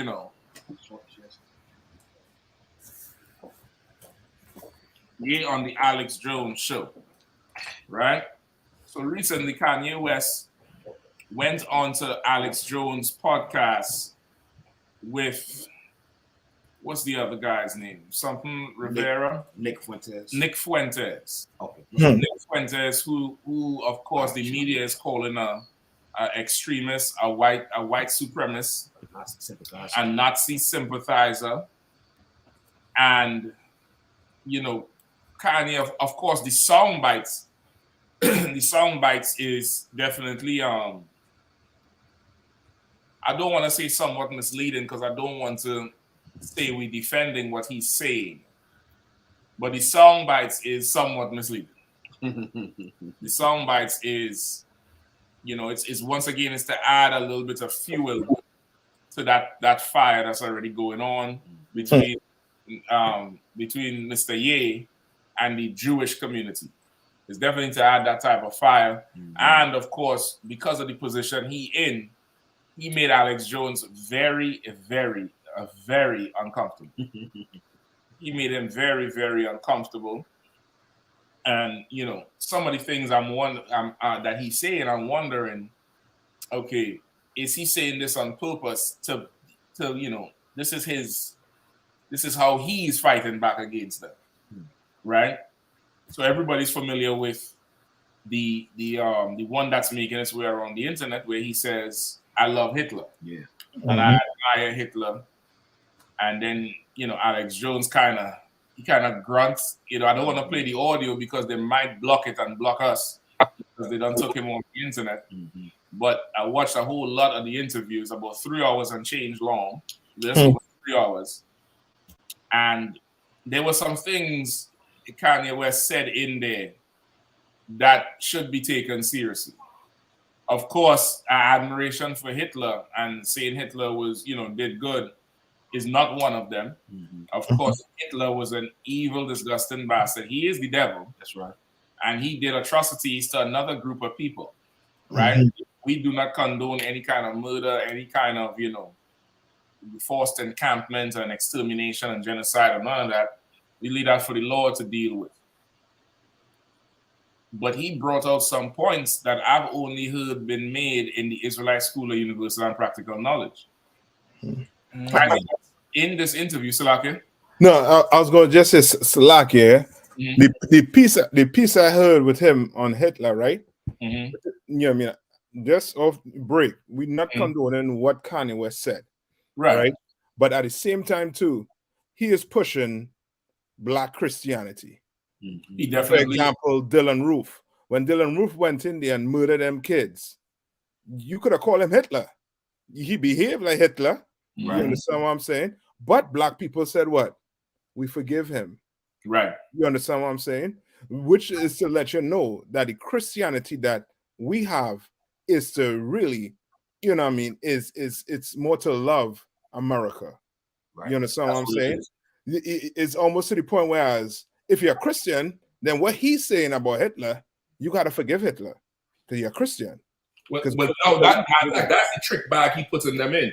Right. And I would go ahead, Salak. I mean to cut you.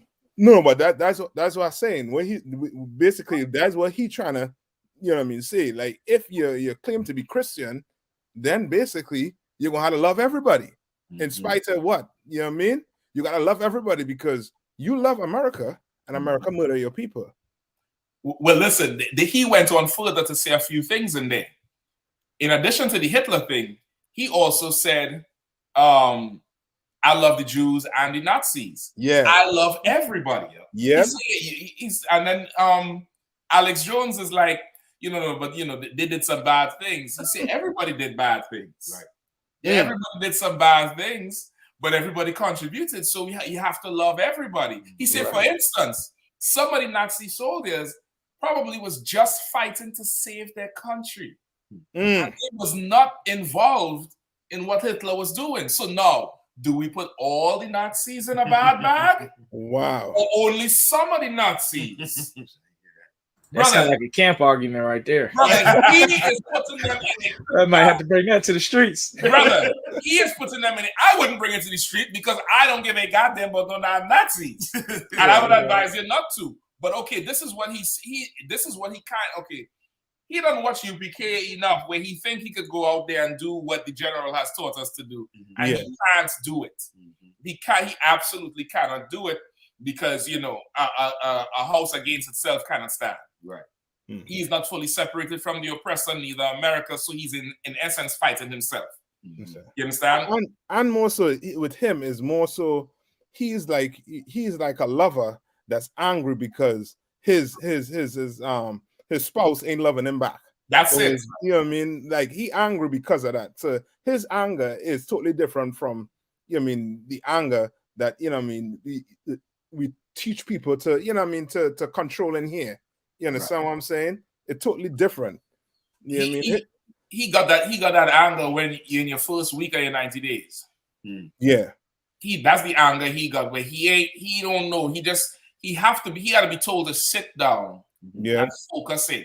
You know what I mean? And focus in. But I can tell you something, they got the right one with him. Yeah. if this what he getting on with here is really just from him and not another one of their ploys to just distract everybody, they got the right one with him.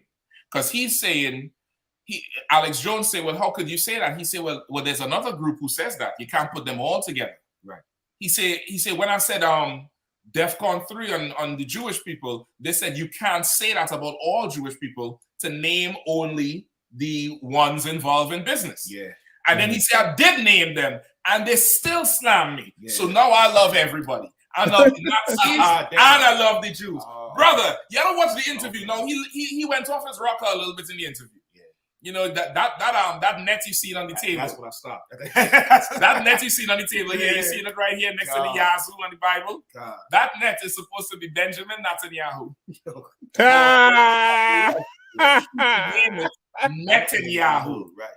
And then he's saying, he puts on a voice like a girl and saying, oh, Kanye, I'm gonna come kill you and take your family and take you from your kid. Like, you gotta watch the interview. They done made the wrong nigga rich. Right. Yeah, that's it. They made the wrong Negro richer. Yeah, that pipeline. Man. Yeah, he bust he bust the pipeline and he end up back somewhere downstream. Listen, and then now he starts off the interview talking about the pedophilia. Yeah. Right? He starts off the interview talking about the pedophilia. And he's saying, let's not overlook this pedophilia because this pedophilia industry is so big. Right. And I say, you don't even know it's so big. He said, if you're into the pornography and the strip clubs, you're a pedophile. And he said, I'm going to tell you why.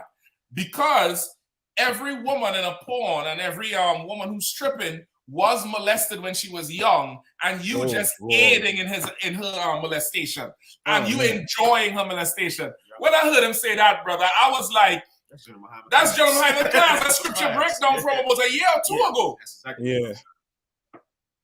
Yep. I mean, he broke the whole thing down. Alex Jones was wowed by what he was saying. Yeah. And I'm like, Kanye, boy, you for sure listen to UPK heavy. Yeah. You listen to them fake Israelite groups too.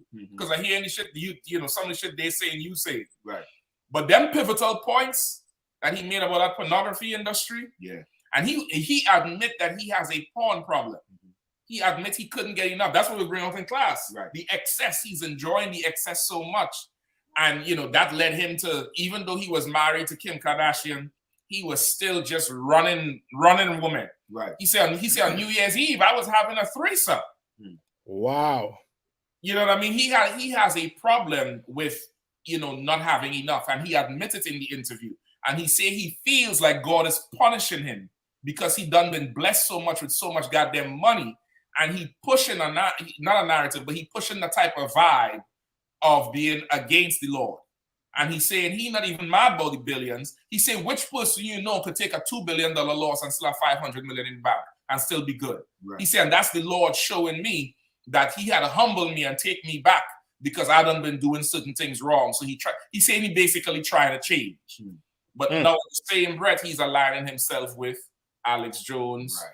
Nick Fuentes, that's his name? Yep, Nick Fuentes. He went and meet with Trump. You know, asking Trump if he could run with him for 2024. They could be running mates. You know what I mean? But then there's other certain things that he's saying that deserves to be heard. He talked about the abortion. Right. You know what I mean? He talked about the abortion. Alex Jones brought up the abortion. And Kanye West said that's a big issue because over 50% of all abortions is black people. Yeah. And the abortion clinic is targeting black people, black and Hispanic people. He says, us, they making kill each other. It's us, they making rap about killing each other. Yep. It's us. And he do the whole timeline of hip hop. He said there was one time it's fight the power and this and black that. Then, you know, it's nigga this, nigga that. When we rejected nigga, they make us love nigga. So now when they call him anti-Semite, he said, I accept being an anti-Semite, and soon it's going to be normal to be an anti-Semite. You know what I mean? Like, he's really trying single-handedly to go against them. But what he doesn't understand is unless he, you know, humbles and comes to the Lord and comes from the Israelite school at UPK, he is not ever going to, you know, make a dent in this oppressor. Right. He's not going to make a dent. But on the sideways of it, the lesson to learn from this is not so much Kanye and whether he comes into the truth or not. The things he's bringing out about these industries is very, very important. And it's important so that for one main reason, Black, Hispanic, and Native Indian people, we live a life where we wake up every morning and look in the mirror and coach ourselves into doing better than yesterday, into doing it harder, into doing it better, into, you know, fighting harder and working smarter and looking for new additional job, multiple streams of income, and, you know, taking this course here and getting into real estate while you have your 40 hours and you do your 40 hours, you give that to the oppressor, then you come home and you put 8 hours into your own job and still can't make it. And we tell ourselves every day as a people, we just didn't work hard enough. Right. We didn't work smart enough, not knowing there's some man belonging to a cult religion. I can't even give you all that. That's ours. Some man belonging to some ungodly religion that is moving the goalpost every single day, right, in your empire that you trying to build, that you trying to secure for yourself. And what he's saying here, if you didn't believe what we're saying, it should wake you to hell up. It should make you know, open your eyes a little bit and be like, you know what? I do see this is what happening with them brothers with the rap labels. I do see this is what happened to them brothers in the entertainment industry. He went into a whole, you know, situation with them too. Like the interview is worth a watch. Now he has some little crazy moments in there. I ain't gonna lie to you. He has some crazy moments in there. But that point he made about the pornography and the pedophilia and how they're trying to normalize it, he bring out the whole internet and the TikTok and how they're growing up the kids faster and they're not allowing you to now, you know, build that connection with your child. And it's damn near they influencing them into the whole pornography and the energy it take. He even said something like this, and I'm sure this was in a class before. He said, what you don't know is when you look at porn, that woman is somebody's daughter or sister. I thought he was going to say wife. That's me too. And he stopped right there. Right. And then he said, you know, when I was with Kim, it's like I wasn't satisfied enough. And you know, he said, and he said he think he made her more of a hoe because he said she started doing more things on the internet, and he thinks that was to get his attention because he would be watching porn and she would be trying to make herself like the woman in the porn. No, brother, you get this woman, she doesn't have slept with half of Hollywood, and you still want a bigger hoe than that. You got a problem. Yeah. And you blaming yourself for turning that into a hoe? Yeah, you got her broken. Yeah. You know what I mean? You got her in aisle 67 in Home Depot. Right. Yeah. You know what I mean? And if I could say one thing too, what you said, he mentioned the abortions. When I was first learning about the truth, that's what made me down there all the way one west. When I heard a camp speaking with Commander GEN.YAHANNA bring out the abortion numbers. And when I heard that, to me, that was such a big issue and that nobody else ever spoke on it. I was like, damn, this is the only one who I ever heard say something like this. And this is a huge issue. I'm like, man, this is like a national Black issue that we need to focus on and fix. We the only ones who was bringing that out about the abortion numbers and how many of our people is getting in the abortion clinics. It was not coming out nowhere, not from the African communities, not from the Egyptology, not from the Christians, not from the Muslims. I was looking at a whole bunch of different stuff, and none of them said it, except Commander GEN.YAHANNA and I.S.U.P.K. Right. And so for him to bring it out, like I said, he had to get there from somebody who got it from the UPK. Yeah, right. Absolutely. Again, that argument about how he said he loved the Nazis because there was some. He said, what if there was some soldiers who was against Hitler, but all they wanted to do was fight for their country? Right. Are we supposed to group them all together with all the other bad ones? And then came right back and said, well, same thing with the Jewish man. Y'all say don't group y'all all in with the ones who dealing badly with us. And when I name the ones who dealing badly with us, you say you're gonna put me in jail. Right. You say you're gonna take my kids away from me. You freeze my bank accounts. And the trainer, the Canadian trainer, Harley. Yeah, who he said would have him institutionalized and over medicated so he'll turn into a zombie before his kids. You know what I mean? So he is damn near like he trying to tell them, you determining who is bad and who is good when it suits you. Yep. Yeah. You know what I mean? It's damn near like that's what he's saying, which that's understandable. That's absolutely understandable. And once again, we are not at all saying Hitler was good or what he did was good. Hitler was a devil doing what devils do. He's no different than Mussolini. He's no different than Napoleon. George Washington, that's right. Andrew Jackson. Right. And you love them. Yep. You love Andrew Jackson. You put him on a $20 bill and he murdered people. He murdered people like Hitler did.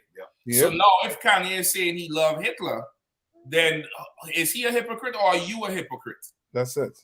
You understand? It seemed like that's the argument he's trying to make. I can't say for sure, but hell, if the small hat come in front of me with a mic and a damn camera, that's what the hell I'm gonna say. I don't give a damn about Hitler. He going into slavery like every last one of you devils. But if you could love Andrew Jackson, if you could love Mussolini, if you could love Napoleon, if you could love George Washington, if you could love Andrew Jackson, you could love Abraham Lincoln, you could love Donald Trump, you could love Barack Obama, and surely he could love Adolf Hitler if the hell he wants to. That's right. Like, how is that skin off your nose? Right. How is how he feels in his brain skin off your nose? That white couple we saw, Austin, who groomed the 17-year-old girl and went in there and murdered her parents and murdered her family. Who the hell did he love? Right. Right. Huh? Dylan Stormroof. Who did he love? Right. Timothy McVeigh. Who did he love? So now you really had to, once again, this brother here, he for sure out his mind a little bit. I'm gonna give him that part. But he needs some focus classes. You understand? But there's certain things he absolutely said in this thing here that the public should listen. Public should listen a little bit to what he's saying and know that he's definitely getting some of what he's saying from the UPK. Not that Hitler nonsense though. But the other parts about the pornography, the pedophilia, the molestation, the abortion, you know what I mean? And once again, he's in there making Alex Jones so uncomfortable. So uncomfortable, brother. Like Alex Jones didn't even want to talk about the stuff he wanted to talk about. Yeah. Because going off script. Exactly. And he's using Alex Jones is using him. Right, and he know, and that's one thing with Kanye, whoever you know, what I mean, whatever. With him, it seems as if he portrays as if he have a kind of loose screw, but he is calculated with everything that he's doing. That's what I'm thinking. He ain't a billionaire, by you know what I mean, just by chance. Nah, you can't tell me you're messed up in your head and you're a billionaire. Nah, we're selling crack. You're not selling crack. We're doing right. Nah, you know what I mean. He calculated. He know exactly what he's saying. Yeah, you understand? He gained some of his talking points from I.S.U.P.K, talking points from them white supremacists, because they ain't telling you, just like the Ford is Henry Ford. Yeah, with the traveling Jew.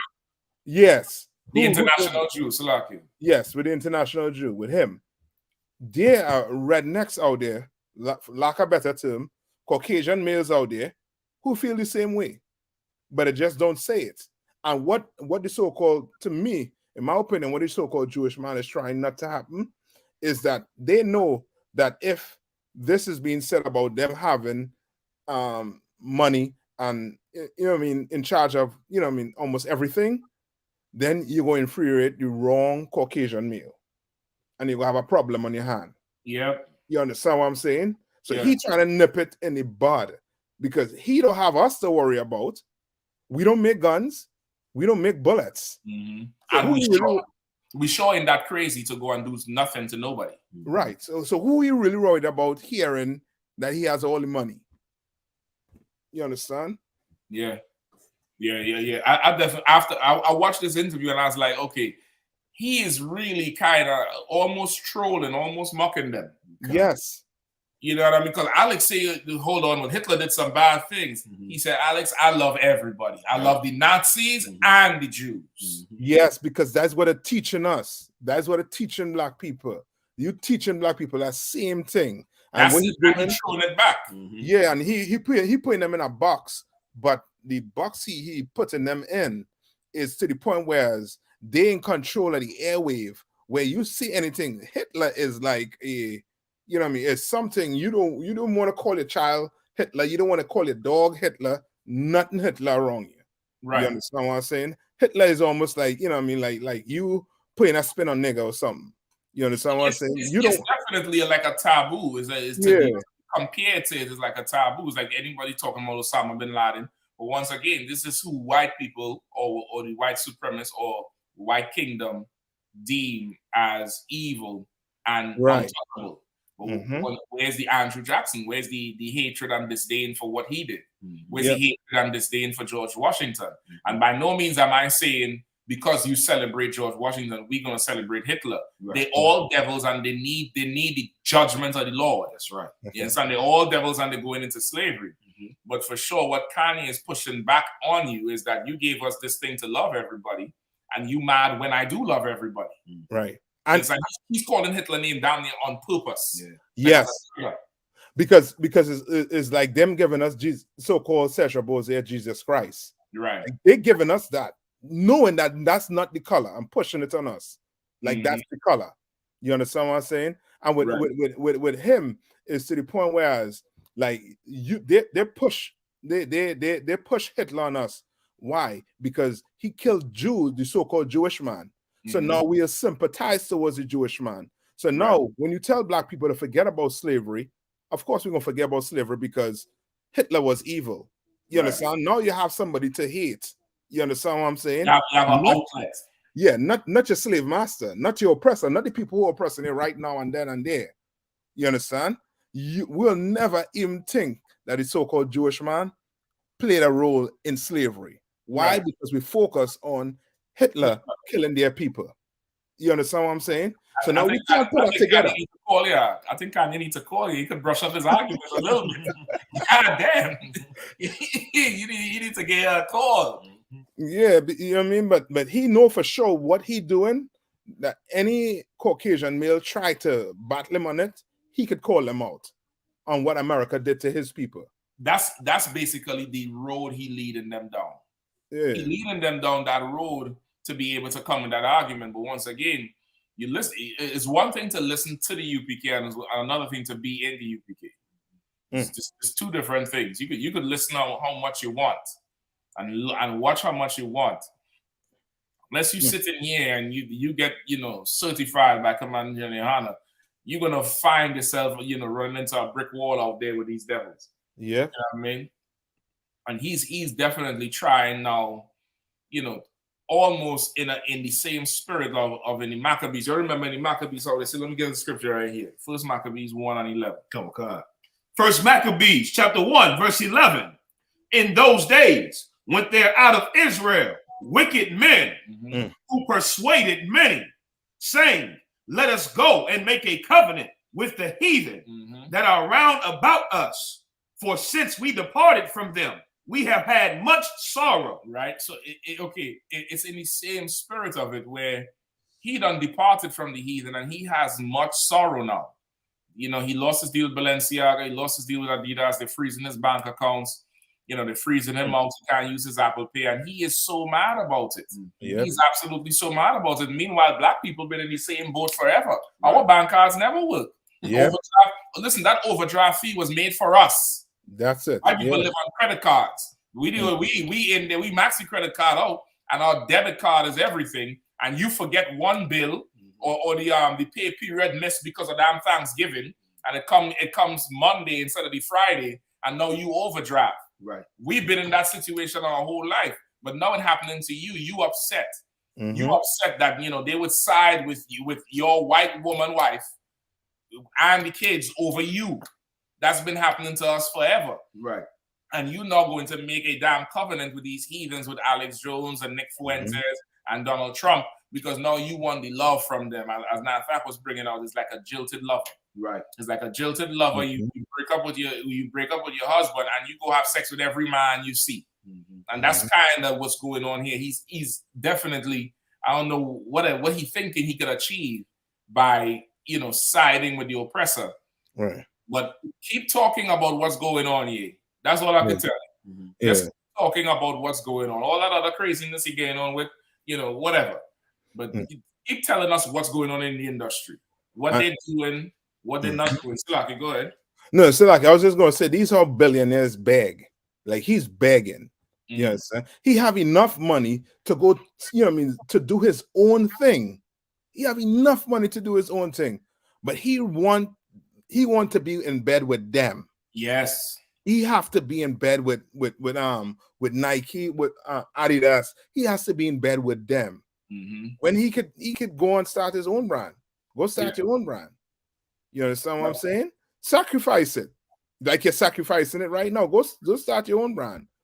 You understand? He'd have been better off doing that than what he's doing right now without the guidance of the ISUPK under Commander GEN.YAHANNA. He'd have been better off trying to go have his own factory, his own clothing line, his own everything. You know what I mean?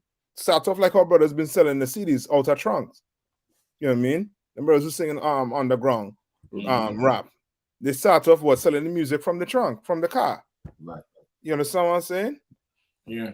Nobody. They didn't bear Columbia Records.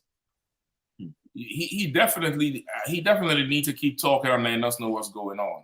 I mean, he needs to keep talking and letting us know what's going on. And he at the point now where he just calling names. He naming whoever he had a name, whichever lawyer, whichever entertainer, whichever what's called him trainer, physical trainer. He calling the names of them and putting them on Front Street. Keep talking about what's going on, He's talking about what's going on, and it's definitely where he has issues himself. Right. And that was never ever dealt with. And them issues is the morality that he trying now to come up against. Trying to now come up again. He said he had this porn addiction since he was 5 years old. Damn. Which means there was no woman on earth, brother, that would satisfy him. There's absolutely no woman on earth that would satisfy him. That would be, this is enough. Right. This is absolutely enough. I had enough, and there's no more. Brother said New Year's night, he was in a threesome, and Kim Kardashian was not one of them. Oh damn, that's crazy. Like, and think about whatever parties they go into and all these little gatherings they be having. Right. If he have that type of spirit, think about everybody else who you could visibly see. Right. Something going on with them. Right. You know what I mean? This is definitely a rough situation with him to be in, but this is what happens when you join in this deep with the oppressor. That's right. You're going to get destroyed. It's going to destroy you. You know what I mean? He fighting hard now. His spirit fighting hard now to come out of that thing. But okay, boy, he done been in there so long with them. Like, so long. It's very difficult for him. It's a very, very difficult situation for him. But boy, go ahead. And if I could, one thing I do like about the whole string of scenarios that's been going on with these celebrities and everything like that, the fire, what did Christ say? The fire, the like, for example, when LeBron James talked to the media, said, well, you asked me about Kyrie Irving, but you ain't asked me about Jerry Jones. Yeah. The controversy, I like that controversy. Mm-hmm. It's a good controversy.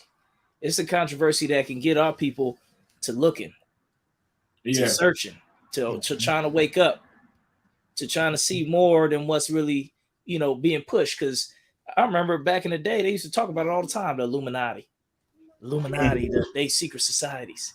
Right. They behind closed doors, they making the rappers do this, they making the artists do that.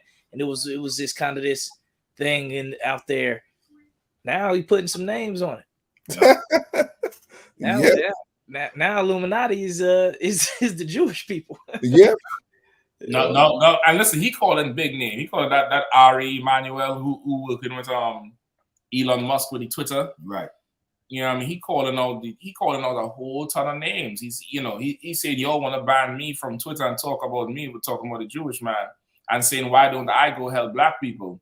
What did Rahm Emanuel do for Chicago? Mm-hmm. And Rahm Emanuel is Ari Emanuel's brother. Yep. It's three of them. It's Rahm, Ari, and I forget the other one. It's three of them who, he named doing business. I know Rahm Emanuel was what? Chicago's. He was the mayor before the sister. Yeah.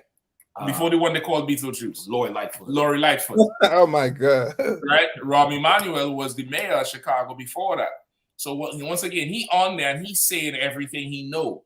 He said, y'all ain't did nothing for Chicago. Y'all ain't do nothing for them young kids with them schools and stuff like that. Right. But you trying to tell me, why don't I do something for black people instead of talking about y'all when y'all is the problem? Right. You know what I mean? So of course it's damn near like he make a calculated risk with his Hitler comment where he's like, okay, this could make me look bad, but the attention is enough that I could get out what I need to get out. Yep. So he say it like that. And every time Alex talked to him, he said, well, listen, I love everybody. Right. I don't hate nobody. I love everybody. He said, and listen, if you love so-and-so, you got to love so-and-so. Right. You mean to tell me everybody's bad? And he's throwing that back on that Jewish community who was saying, not all of us do this to everybody. You should name the names. Right. I don't know if they thought he did not know the names. Maybe they thought he didn't know who was behind curtain number one. Right. You know what I mean? Maybe they thought he didn't know, but he started naming names, and that was a bigger problem. Right. You know what I mean? It's fully ridiculous. It's absolutely ridiculous. He in the same interview, he charged America. He said America is moving away from old traditional values and is embracing Satan. Mm-hmm. And he said even the Russians know it. He said even the Russians is looking at America and saying America is damn near embracing Satan, and he wants America to embrace, Jesus Christ, the God. Right. And that's how of course, he ain't all the way there. He ain't all the way there with what he's saying, But it's going to be an interesting time in the future if they don't put him to death. You know what I mean? If they don't find, if they don't just shut him up for good, right? It's going to be an interesting time in the future when he starts spilling more about what he know. Might end up like damn Epstein. Yeah. Yep. Might end up in a cell and just, you know, overdose with nothing in the cell. Right. Yep. You know what I mean? Better watch himself. Absolutely better watch himself. You think? So what else we got? You got anybody else wanted to jump in on the Kanye West thing? We good to go? Come on, sir. Nah, I'm good. I'm too wild. Cause say he stayed far from the swastika. I'm just saying. I was just looking at the outfit. I just like something from the Squid Games, like the head look like you know the Squid Game mask. Yeah, I try to remember. There's either a villain or a superhero that had a mask on, and when he talked, or look at him, things move. Like, yeah, you should see some black thing going across it. Yeah, I don't know which one it is. Guess what? If it's on Sin City or one of them, it's shows. one of them weird ass kind of shows. Yeah. I mean, he went just like that. Yeah. Yeah, he's I mean, if you had the time, you know, you're in the gym, you're working out, or you're chilling, or you're cleaning the car, or you're doing oil change, you just put the interview on and listen. He is for sure, with some of his political pivotal points, he's for sure listening to the UPK. Definitely with the abortion, definitely with that pornography thing, and the link to pedophilia. I've never heard anyone say if you in the strip club and you enjoy the stripper or you enjoy the woman on the pornography, you are a pedophile because you are enjoying her trauma. Right. I've never heard anyone say that except for the Israelite school of UPK under command of GEN.YAHANNA, and he said it damn near word for word. Right. Word for word. He talked about his struggle. He talked about his struggle with, the internet, and how much lust is on the internet. He said he went off Instagram for about 30 days. He said he was never so not distracted in his whole life. He said he felt the difference because he ain't scrolling watching ass every day. Right. You know what I mean? And that Instagram is for sure, it's hoeing, it's highway hoeing on the information highway. Yep. You know what I mean? So the interview is a watch if you have time to. We just about done? I think so. I think that's probably why we couldn't get through the call. Just close this one, right? Salakia.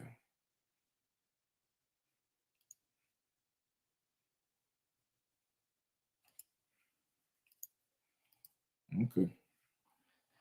All right, what we closing out with? Akim? You like any one of them stories to close out with? Or we good to go? Maybe we could do Dwyane Wade. Oh, Dwyane Wade and the other one. What's the other one? LeBron. I think the other one, we spoke about LeBron a little bit. All right, let's get Dwyane Wade. What's that? You can pull it? I think it's like 4. Number 4? Okay. Dwyane Wade fires back at ex-wife, allows Zaya to legally change her gender.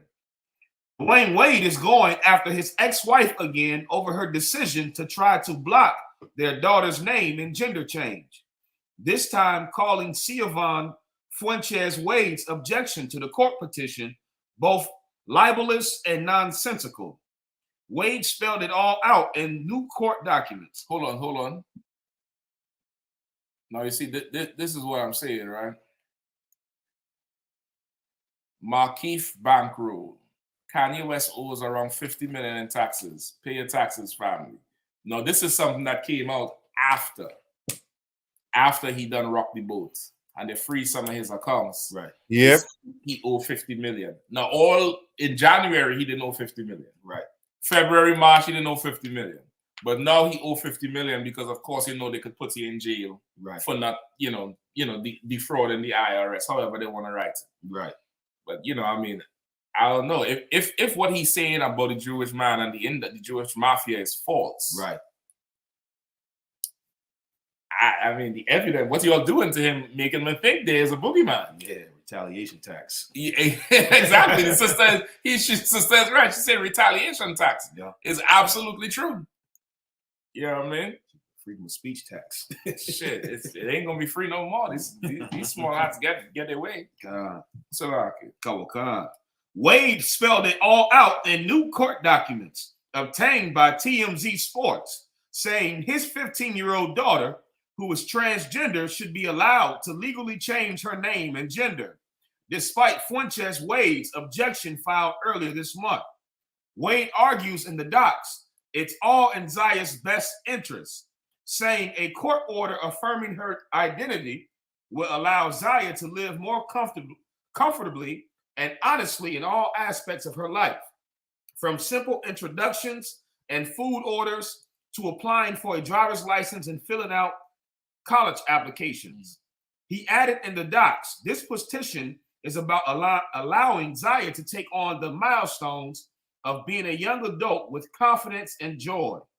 Earlier this month, Fuentes Wade argued in court documents that the move should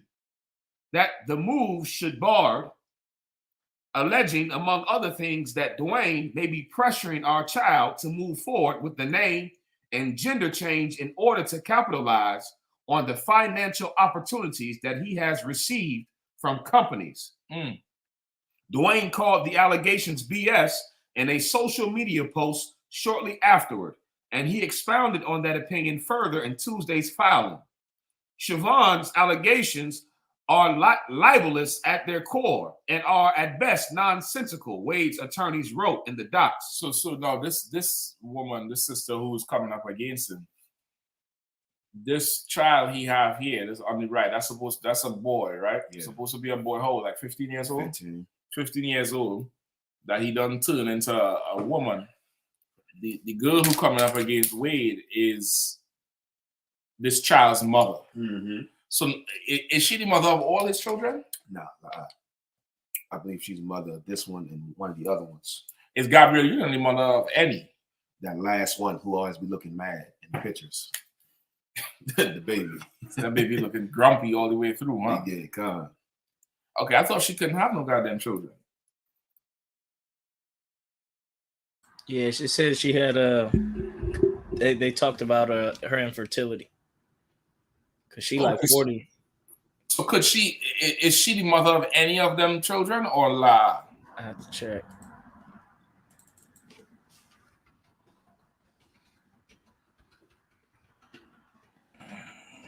Because he have some son. Okay, this is one son, but he have another son too that plays ball. Yeah, God, two of them. Okay. Okay, I see what you're saying. This last baby here might be the girl. Yeah, God. Yeah, it said the little baby is theirs together. Yeah, Gabrielle Union and Dwyane Wade's. She probably didn't carry. I don't know. Probably maybe surrogate. Yeah, because okay, the other two, these two boys here, I already can't see the LGBT on them, but this other one he holding closest to him, it's for sure something's up. Yeah. Yeah, Gabrielle Union might have got to him. Because Gabrielle Union, she talked about how she was raped and sexual workplace harassment and all type of things she had to take therapy for. She might have brought that influence in when he was real young. The other one's a little too old for her to say, "Oh yeah, you are a girl. Yeah, like this toy." And whatever weird things going on, like they need a whole case study on that whole Dwyane Wade's and her. Yeah, like they both got some screws, nuts missing, or like where did they grow up? They grew up in like regular black neighborhoods or what? Once again, just like how Kanye was, so deep into that Hollywood where, he could come and admit how much threesomes and orgies and stuff he'd been having while married with a woman he says the woman of his dreams. Who knows how far these went into the lust? You know what I mean? Into the lust that affected this little boy and turned him into that thing there. Same thing with Magic Johnson. Yeah. Magic Johnson with that, big ass, sodomite he got as a son. You know what I mean? Who was around him? Who turned him on to that type of lifestyle? That now he walking around as a huge, I mean, good night, brother. Yeah. Across the road when you see that thing there. Yeah. Yeah. That's a huge sodomite, brother. I mean, Magic Johnson is a tall dude. Right. And this dude standing right next to him. I mean, that is a huge sodomite, brother. Right. And for them to project, let's say they got extremely lust or extreme problems, for them to project it onto the son and this level, like I said, it's got to be more to it. Like how the mother's saying, also is money and maybe some this monetary maybe going on as well, because it's a strange thing in Israel for that to happen. Like it's like some people got to be messed up for it to be pushed like that, but it's being pushed everywhere. But when you seeing it in real time, it's all the way wrong. Yeah, it's definitely something going on here, and like we were just talking about is that pedophilia is linked in there because you're telling me you Magic Johnson, you Magic, Laker for life basketball player, and somehow your son is not bouncing a ball or bouncing a different ball. Like, goddamn, who violated this boy? Who introduced him to that type of life? Or maybe is it Magic himself and his wife? Just like the Jada Pinkett and the Will Smith. You know what I mean? Who knows what they're doing in this Hollywood? And again, is the whole atmosphere, the whole industry had to go. That whole industry had to go. Just like how you have cops who they ain't going to the force no more because they're seeing what these cops is doing and they, disheartened by it. Like, we should look at the whole industry and see what the Jewish lawyers and managers is doing and get disheartened by it and not go into the industry no more. But the problem is we're so poor. We will trade up as a people. We will trade up certain moral standards for that check. And that's why the Israelite school of UPK is so uncompromising with how we are. Because without that stance, it's damn near you're walking everybody into that type of slaughter, into that type of deviancy, into being, a damn prey for these oppressors. Yeah, and I've heard also multiple stories. This one, I might have to try to find this sister because she was dropping it heavy, like she was part of the industry, and they were bringing in, when they bring in young artists, even like especially young teens and stuff like that, how they groom them and bring them to parties and do things to them and sometimes use it against them to, like how they were doing the Disney kids, how all the Disney kids came out, how they were getting, molested on the set and different directors touching on them and this and that. And, the pedophilic world that is going on in this empire that nobody can persecute them. Right. Who are these so-called untouchables? You can't talk about them.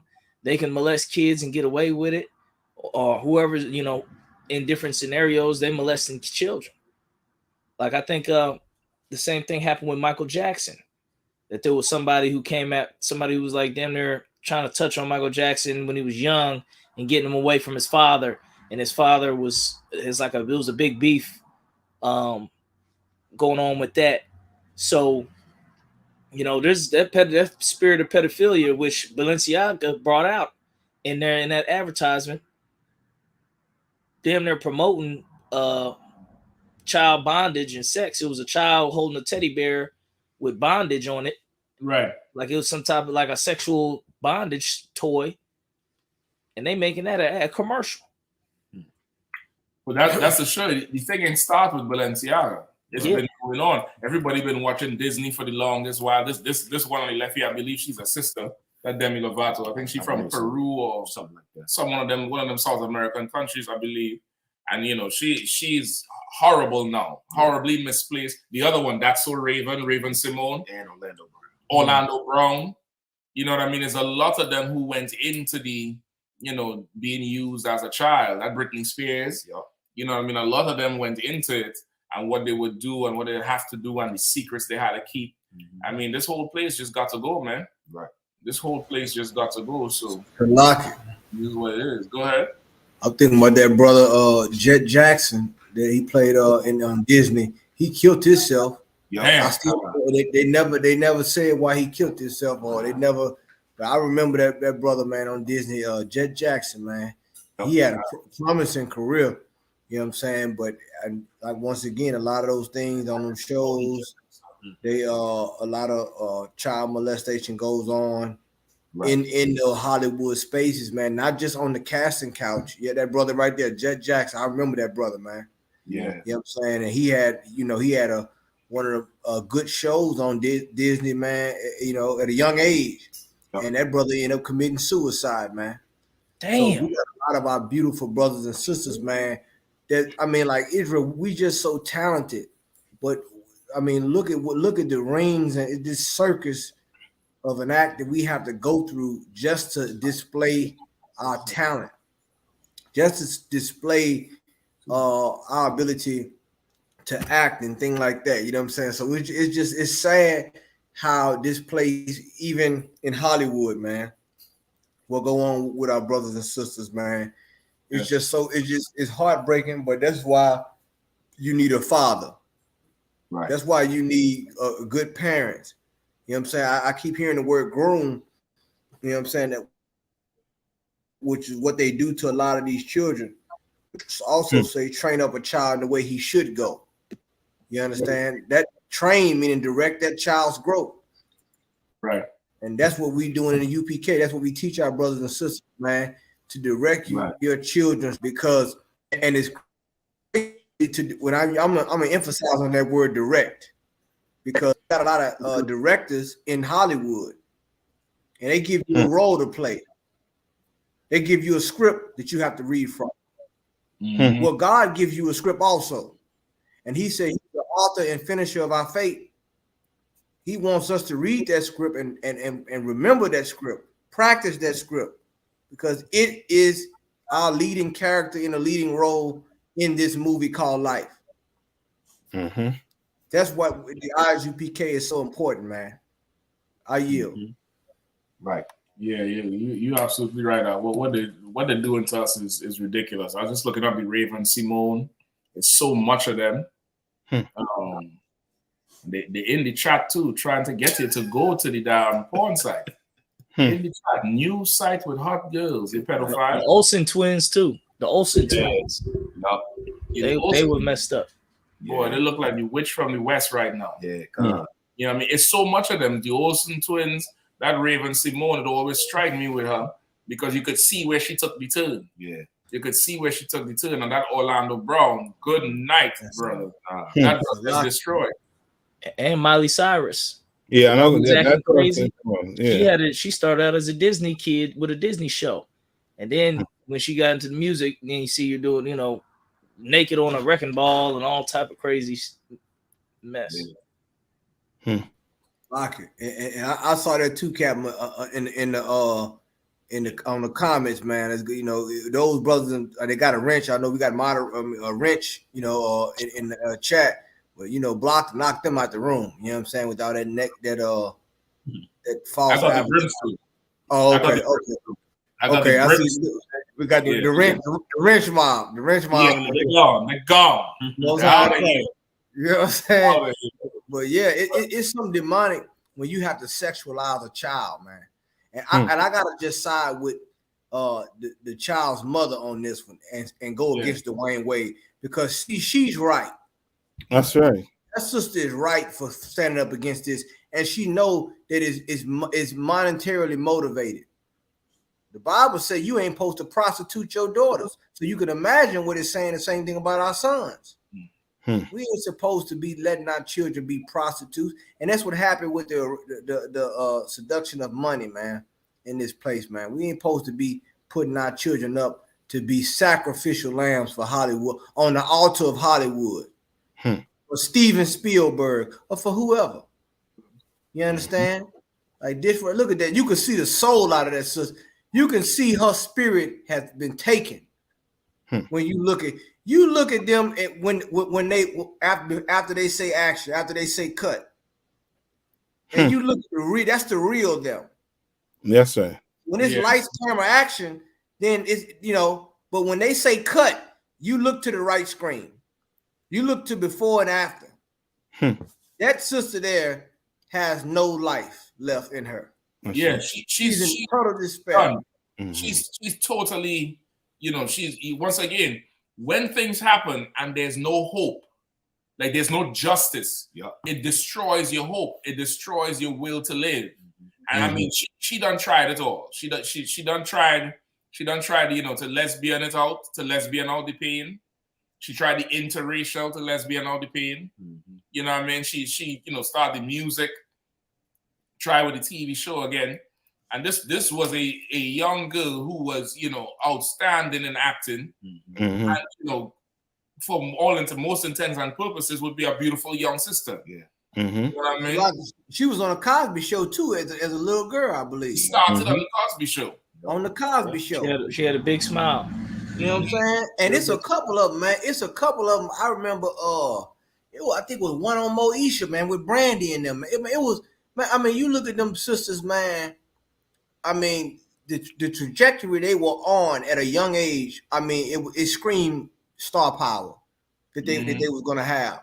A lot of them right now, you would have thought they would have had their star on the Walk of Fame right now in Hollywood. Right. But you understand, you know what I'm saying, the all the evil that go on in Hollywood, even those that have a star, all the things that go on that they have taken to the grave in most cases, things that have been off script in most cases. This is what goes on with our sisters. And see, this is the thing. If we don't take control, as and this is why the general always talk about hierarchy, because in hierarchy there's accountability. Right. There's a responsibility and accountability. And we as a nation, the women have to be under the men. That's just a fact. You leave these women under, they got to be under righteous men in these situations, because guess what? You got a lot of yes men in these women's camp, and you got a half of a homosexual doing their hair, doing their makeup. I mean, they surrounded by people who have predatory thoughts and telling them to do things just to get a like, or just to go viral, or just to trend. Yep. I mean, I can't tell you how many things I've seen where they have a sister, she'll wear some kind of bathing suit, and they have a magazine saying she's slaying this weekend because she wearing these red bottoms along with this custom made design bikini. Listen, I just seen an article with Beyonce this week releasing some she has that contract with Adidas with her daughter, that Blue Ivy, and she calls it I.S.U.P.K. That's the Adidas clothing line. And I just saw some article this week about how Beyonce pushed the envelope because she done put on a bathing suit with a thong, and they're saying at her age to be showing her body like that, it's very it's out there. But you had to remember, Destiny's Child, they were teenagers when they came out, and their father was their manager. Not their Beyonce's father was the manager, right? And this is how they were dressed as young girls being presented to the world. So the sexualizing come in there, but they're making them seem like they're older, so it's acceptable. But they're not. Right. They're not older, and that's why you remember I forget which major artist funeral it was when they bring up that Ariana Grande. It was Aretha Franklin's funeral, and the preacher went and groped her side breast, grabbed the breast on the side, and she looked down and she trying to pull away, right? And she can't because they all know it, they all see it, right? And they all been seeing it, and it got to be a horrible thing. You don't get violated privately, right? And then come on TV and get violated in a room of people on TV, on the internet. And everybody saw it, but nobody did nothing. Right. And then the preacher came out after and said, I didn't touch it. Yeah. Right. If I could too, and what you're saying is so right, Captain Mashah. which is why the general and ISUPK, we keep what the Bible said when it talks about us teaching modesty. I teach our women modesty, man, because you ain't supposed to be showing off your sex appeal to every man. That's right. That's in a I guess you could say in a commercial world, that would be advertising. When you started showing off your sex appeal to men, like you gotta understand, and these are people, and then you just amplify that with the movies. Everybody's seeing that now. Right. Everybody remembers that role you played. Everybody remember that scene that you played. Yeah. You know, and it plays over and over and over and over again. And that's Sister Aaliyah, man. You know what I'm saying? R. Kelly. Like these are things that go on, man. That let me tell you, and people know about these things, man.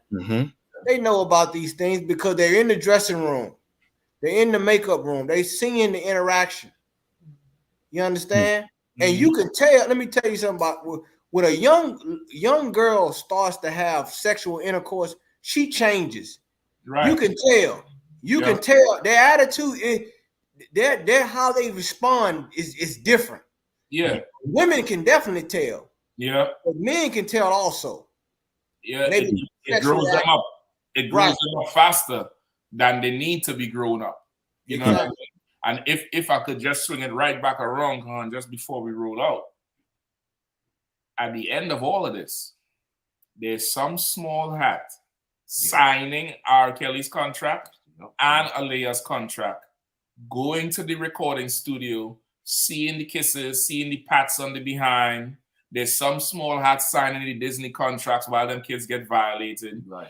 There's some small hat who watched Raven Simone get violated and turned from that young, pretty girl who had potential to grow into be a black woman who could be a wife and a mother, get destroyed. Get destroyed.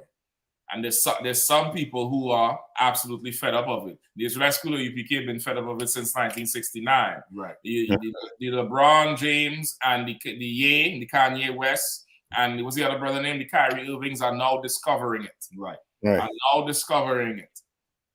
The real Jews are black. That's right. Okay. And we have laws and a moral code that was given to us by God. That's right. Okay. Not a philosopher, not your statistics for the last 10 years, but the Lord, God of Abraham, Isaac, and Jacob. And we follow that. You put us in charge, man. Our children, you would be surprised to see what our children would be doing at 15, 16 years old. Okay. We won't have them looking like how what's his name, Will Smith and Jada Pinkett had them kids looking. No, man, I heard that girl in some band, brother, and the music she is singing. I'm wondering what the hell is going on in that house, brother. It's crazy. And then this that sexual thing. Go ahead, Salah. And then this story about Dwyane Wade. Dwyane Wade is basically, you know what I mean, using his son as a commodity. You know what I mean, as somebody where he can make money off, like a brand. Yeah. You understand what I'm saying? Like, this is my brand right here, and he wants to go all the way. And who knows how much money these people paying him, because this child is not even 18 as yet, right? No. So all the contracts coming through him as the guardian. So he's basically pimping that child out. You understand? Using, and that mother is trying her best to protect that child from being destroyed even further. Right. Because this father is, you know what I mean, he is, you know what I mean, he feel at his job. So lock. And I gotta say one thing, it's just so heavy with all the y'all bringing out all the captives, man, on this platform, and why BLACKWATCH is so important, man. Like when I read the Bible about when the Lord had people stoned, like I had realized that stoning was a communal act. It was done by the community. Yeah. And why was that judgment done by the community? Because you offended not only God but the community. And also too, it was like a sign to show that whose side you're on. Pick a side. Exactly. Like the community had to take up. It was a communal act because it violated the nation. Yeah. You understand? Like you see the things these are type of things that go on that violate the nation, man. Like you trying to set a precedent for other and inspire other kids to do these types of things, which is why the Bible says they strengthen the hand of the wicked. Yeah, they strengthen the hand of evildoers. How do they strengthen them? Because they have a support, they have a hotline, a support mechanism. They have financial support as well as social and political support. So now, when you speak against this, you got to take a class now. Like they're gonna make you take a class for speaking against this. When this right here is, I mean, this right here. Once again, the mother of that child is right, man. Coming up against Dwyane Wade for this, man. Yeah, you understand? And like the repercussions, that child don't even know what life is, man. You don't know what life is at 15 years old. Nah. You don't know what it is at 20. I thought I knew what life was at 20. Right. I ran into Commander GEN.YAHANNA. That's right. I thought I knew what the hell I was talking about. To the gentleman told me to shut up. Shema. I'm like, yeah, gentlemen, see, this is what I got it all figured out. I got this whole thing. Shut up. I yield. Listen, that's the best advice ever. Yep. Shut up. You know what I mean? And you know, okay, once again, listen, sisters, you all out there, I'm gonna shamelessly plug it. You all out there, you tired of having these half of homos. You know what I mean? The world doesn't have the strength you need. The world doesn't offer the strength you need to rule over that household. Right. That apartment, whatever you live in, or there's a college dorm, whatever. The world does not have in stock what you need in your household. Mm-hmm. Sisters, come up in here, man. Bring all that good government job money up in here. Pay your tithes. Mm-hmm. Learn to cook. Braid some hair.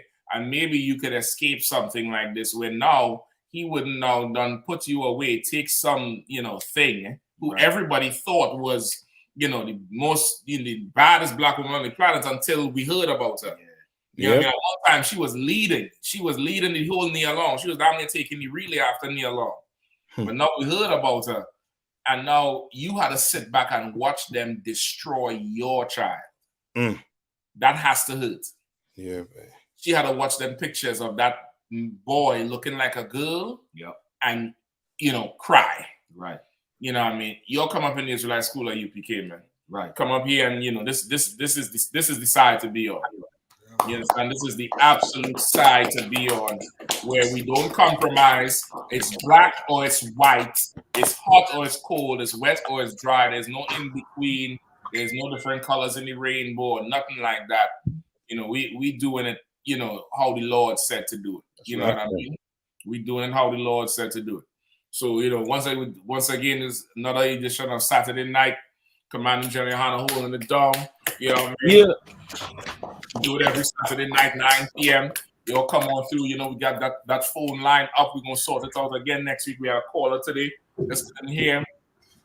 We're going to come through next week again. Don't forget, hit Commander GEN.YAHANNA Monday night, 9 p.m.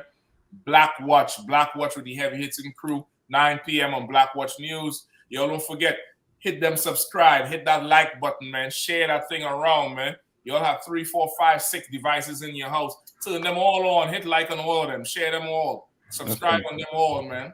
Send them to your family members. Get them liking them thing up. Let's run this algorithm into the ground, man, so Israel could really see who they should be listening to.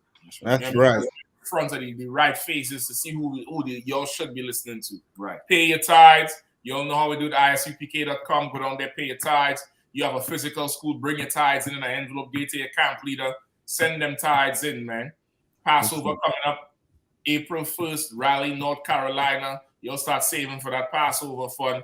You'll know everybody 17 years and over, you're going to pay that Passover fund.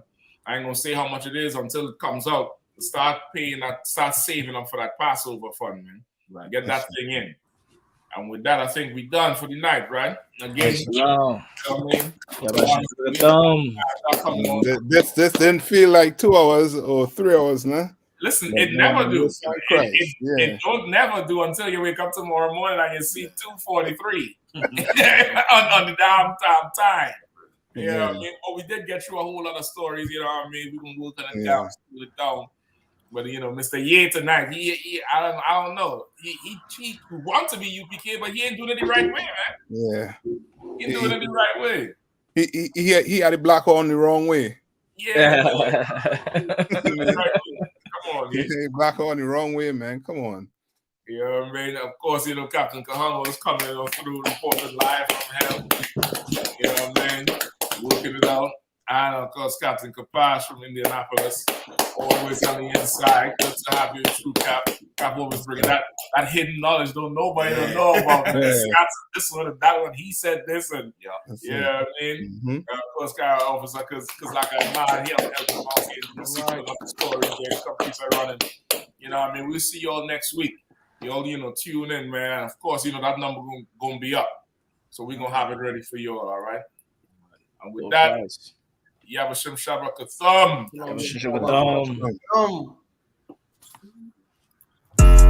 Yeah, don't have messed up, no. Bad news is to beat your home, nigga. Yeah. Go on, get on that ass real quick one time. 144, baby. They said you get on, you gon' represent. I said, of course. Soon as they crank that beat, I ride that bitch just like a horse. She about to go dumb, yeah, bitch, me a whole car. You ain't know they call me Obi-Wan. I come with the force. You gon' ride, yeah, of course. Get it lit up like a torch. You either low or this low, so that bitch is either or. Yeah, I know them niggas ain't cut like that. I swear I'm to our core. Wait up, let me make a call right quick. I'ma start another war. I was hurting when she left, but I don't care about anymore. I need a Baselina like my Nina Puffer bar. Took a Zoc, watch the dark. Matter of fact, like a dart. Any problem, let them come. We gon' snatch they soul like Shang-Chi. Put them out of service, keep them tools like Miss Hopper Free. Try to hold me, it's way too late. I'm headed straight to the safe. Throw that one up like a trophy. I'm that nigga, ain't no debate. Told them boys we taking over. Call them up like set the date. This shit a piece of cake. Yeah, my bitches came from Whole Foods. Told them put on that top 3. Then bring me my house shoes. Don't make excuses, make moves. These niggas ungrateful, gotta show them U.P.K rules. I'm making like I can't lose. They said you get on, you gon' represent. I said of course. Soon as they crank that beat, I ride that bitch just like a horse. She about to go dumb, yeah, bitch, me a whole car. You ain't know they call me Obi-Wan. I come with the force. You gon' ride, yeah, of course. Get it lit up like a torch. You either low or this low, so that bitch is either or. Yeah, I know them niggas ain't cut like that. I swear I'm to our core. Yeah, I just got off the call. I'ma start another war. Spit a plate up with my niggas, get your knife and your fork. He ain't locked in with the count, and when you speaking to me far. Yeah, I just took the floor. Ain't no cowards in my campaign. They can't stop the campaign. Tell them bring the champagne. They know I'm a champion. They can see the outcome. Get them niggas bad, got them tied down and out there. You can't do with them steppers, niggas been down since day one. We run up the bands, bitch, like